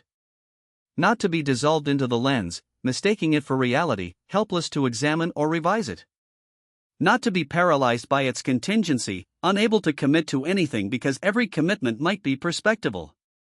But to live from a perspective with the knowledge that it is a perspective, to act, commit, love, and judge while holding the intellectual honesty that these acts emerge from somewhere rather than from everywhere. This final chapter of Act 3 is about what that kind of living actually looks like. Isaiah Berlin's value pluralism. Isaiah Berlin, the political philosopher, spent much of his intellectual life working out the implications of what he called value pluralism. His central claim was that the genuine values that human beings pursue, liberty, equality, fraternity, justice, security, creative achievement, community, private happiness, are not simply different paths to the same destination. They are genuinely, irreducibly plural, and often genuinely, irreducibly in conflict with each other. You cannot have maximum liberty and maximum equality, they pull in different directions.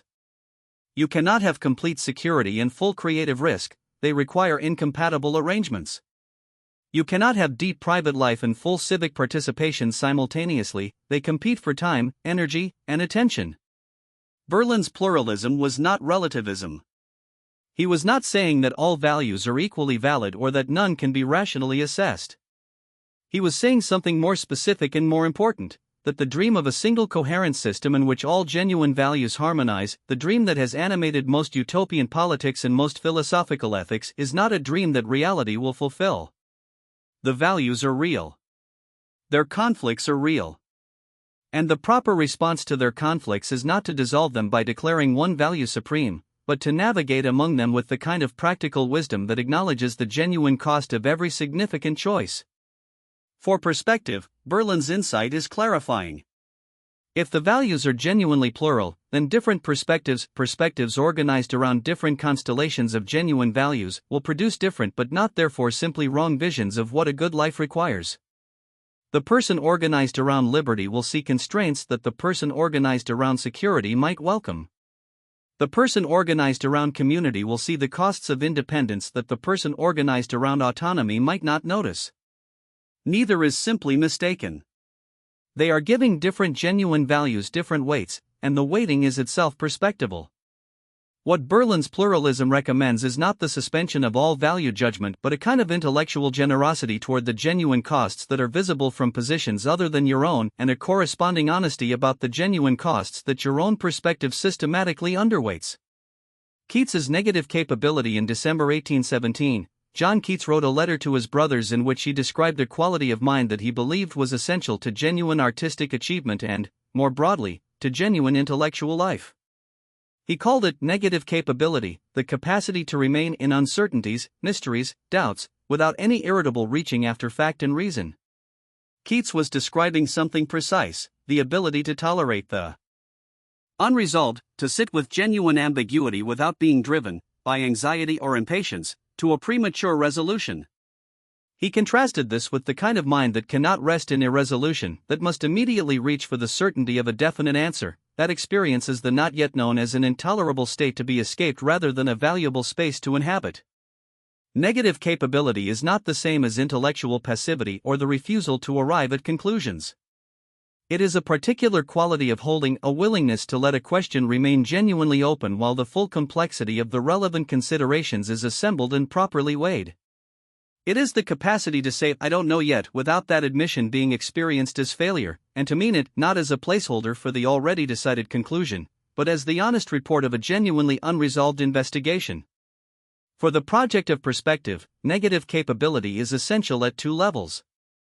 It is needed to sustain the examination of one's own perspective, which is genuinely uncomfortable and which generates a powerful pull toward premature resolution, and it is needed to genuinely engage with perspectives significantly different from one's own, which requires tolerating the instability of a worldview temporarily thrown into question. The question, what does it mean to live with a consciously held perspective, turns out to require this capacity as its foundation. The consciously held perspective is not one that has been definitively settled and is now beyond examination. It is one that is held with enough security to act from but with enough humility to continue examining, a living engagement with the question of how to see, rather than a completed project of having achieved the correct view. The examined life Socrates, famously, claimed that the unexamined life is not worth living. This is usually read as a counsel of philosophical reflection, a recommendation to think carefully about how one lives. But it is worth reading it more literally. The unexamined life is one in which the perspective from which life is being lived has never been made visible, in which the lens has never been held up to the light, in which the fundamental assumptions that organize experience have been taken as natural and inevitable rather than constructed and contingent. The examined life is not a life of perpetual doubt or endless self-interrogation. Socrates was not proposing that we become incapable of action by immersing ourselves in constant introspection. He was proposing something more active, that the life worth living requires ongoing honest engagement with the questions: why am I doing this? What do I actually value? Who told me who I am, and have I tested that account? Which of my certainties deserve to be examined? These are not the questions of a person paralyzed by uncertainty. They are the questions of a person who takes their own intellectual and moral life seriously enough to apply to it the rigor they would apply to any other important matter. The Socratic tradition is a tradition of conversation, of the examined life as necessarily conducted in dialogue, in the friction between one perspective and another, in the productive discomfort that occurs when a genuinely held view encounters a genuinely held challenge. The monologue of self-reinforcement, the life lived in the echo chamber of one's own prior assumptions, is the opposite of this. The Socratic life requires other people, requires the encounter with genuine difference, requires the willingness to have one's views genuinely tested rather than merely confirmed. Holding multiple views without paralysis. One of the most practically difficult aspects of the wider view is learning to hold multiple valid perspectives simultaneously without either collapsing them into a false synthesis or becoming unable to act from any of them. The difficulty is real and the failure modes are symmetrical. You can resolve the tension prematurely by deciding that one perspective simply wins, or you can remain so committed to holding all the perspectives in view that you become incapable of committing to any of them.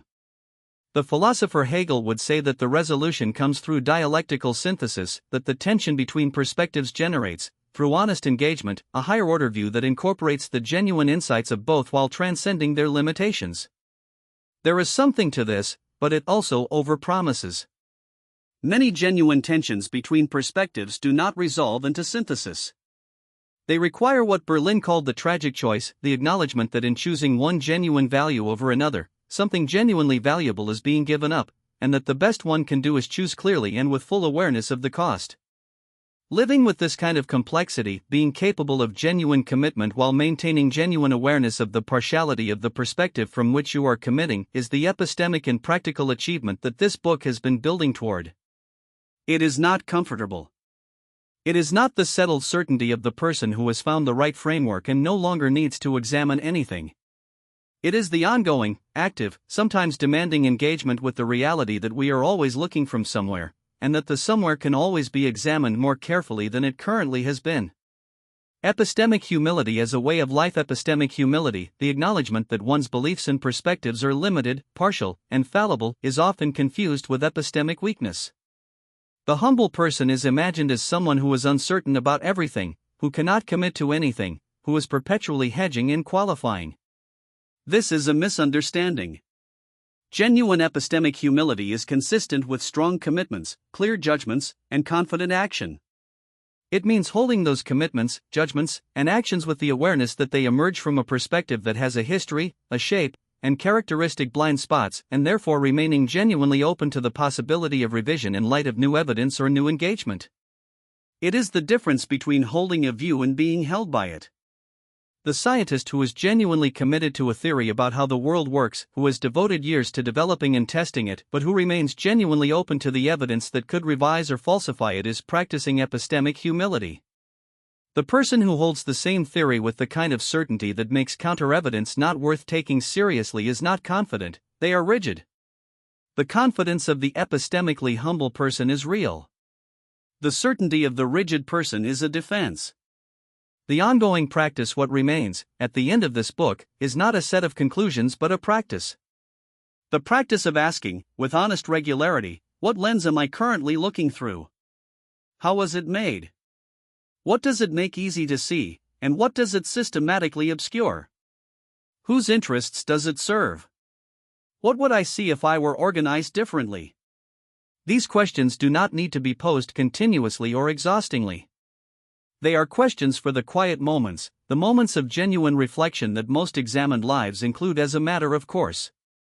They are questions to bring to the experience of genuine confusion, to those moments when something appears obvious to you and entirely opaque to someone else, or vice versa, and the gap demands explanation rather than dismissal. The wider view is not a view from nowhere. It is a view from here, from this specific body, this specific history, this specific formation that has been made more flexible, more honest, and more compassionate by the ongoing practice of seeing the lens. The lens is still there. It will always be there.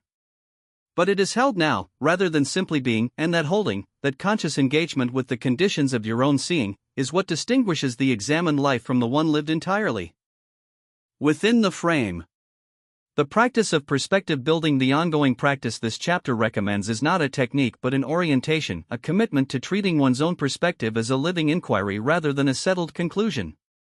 It involves, concretely, seeking out the perspectives most genuinely different from your own and engaging with them charitably, not to be converted, but to understand from inside what the world looks like when organized differently. It involves maintaining relationships with people whose formation is significantly unlike yours. It involves reading the books, visiting the places, and attending the conversations that challenge rather than confirm your existing frameworks. And it involves, regularly and with genuine seriousness, turning the examination back on yourself. The wider view is not built by studying other perspectives while leaving your own unexamined. It is built by the same quality of attention that this book has been asking you to direct at every other lens, a patient, honest, Socratic engagement with the question that is, finally, the most important one: what am I not seeing, and why? The examined lens. There is a well-known optical illusion called the Necker cube, a simple line drawing of a cube that has no cues to depth. Because the drawing is genuinely ambiguous, the brain can interpret it in either of two orientations. You can see it as a cube from above and to the left, or as a cube from below and to the right. Most people, looking at it for the first time, see one version. And then, often quite abruptly, it flips, the other version appears, and for a moment both are available. You can move between them almost voluntarily. What happens in that moment is instructive. You have not changed anything about the drawing. You have not acquired new information. What has changed is the perceptual organization, the way the brain is interpreting the same sensory data. And once you have seen both interpretations, you can never again see only one of them without being aware, at least fleetingly, that the other is also possible. You have not escaped from perspective. You are still looking from somewhere. But the somewhere has expanded. This is what the reader who is genuinely engaged with this book carries forward. Not a new perspective, not a replacement for the lens they brought to the first page, but an awareness of the lens. The awareness that the world as it appears to them is always the world as organized by a particular history, a particular formation, a particular nervous system calibrated by particular experiences. And once that awareness is genuine, not just acknowledged intellectually but felt, in the way that felt knowledge differs from merely cognitive knowledge, the world looks slightly different than it did before. What has actually changed? The change is not dramatic. No spiritual conversion has occurred. No revelation has reorganized the entire perceptual field. What has changed is subtler and more durable, a habit of noticing. The habit of pausing, in moments of certainty, to ask where that certainty comes from.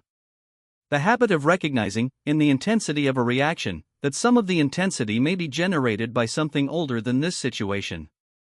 The habit of bringing genuine curiosity to views significantly different from one's own, rather than the automatic dismissal of the frame that cannot be seen because you are entirely inside it. These habits, compounded over years, produce a qualitatively different engagement with experience. Not because the person has achieved some view from nowhere that is not on offer, and this book has tried to be honest about that from the beginning. But because the view from somewhere, genuinely recognized as a view from somewhere, is held differently. It is held with the intellectual honesty that acknowledges its partiality and the practical wisdom that acts anyway, commits anyway, loves anyway, judges anyway, while remaining genuinely open to the revision that comes from honest engagement with the world as it actually is rather than as the lens already organized it to appear. The right perspective. This book has not argued that you should acquire the right perspective. That ambition misunderstands what perspective is. There is no perspective-free perspective, no view that sees everything without filtering anything, no lens that is simply transparent. The person who believes they have achieved the right perspective, the person who is certain that they are finally seeing clearly, is the person most thoroughly captured by their lens, because the certainty precludes the examination that would reveal its shape. The examined perspective is not more certain than the unexamined one. In some ways it is less certain, or rather, it holds its certainties with a different kind of hand. The examined perspective knows that some of what it finds obvious is culturally contingent. It knows that some of its emotional intensities have histories that are older than the situations that activate them. It knows that its deepest values have a formation that can be traced, and that the tracing does not necessarily invalidate them but does change the relationship to them. This knowledge does not dissolve the perspective. It humanizes it. The reader who finishes you are not the same reader who opened this book.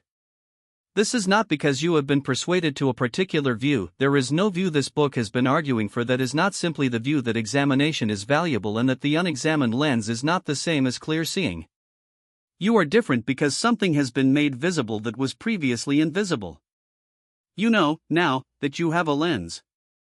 You know something of how it was made, through developmental stages and attachment patterns, through the cultural medium of your formation, through the specific language through which your thinking was organized, through the accumulation of experience including the experiences that were overwhelming enough to be encoded as permanent features of perceptual architecture. You know that time shapes perspective, that identity was partly assigned and partly inherited, that relationships are partly encounters with others and partly encounters with your own relational history. You know that death clarifies, that failure carries a framework that deserves examination, that power shapes what seems obvious, and that beauty reveals the particular shape of a perceiving self. You have not solved anything. The lens is still there. It will continue to operate, most of the time, below the threshold of deliberate examination, shaping what you see before you know you are seeing. That is what lenses do.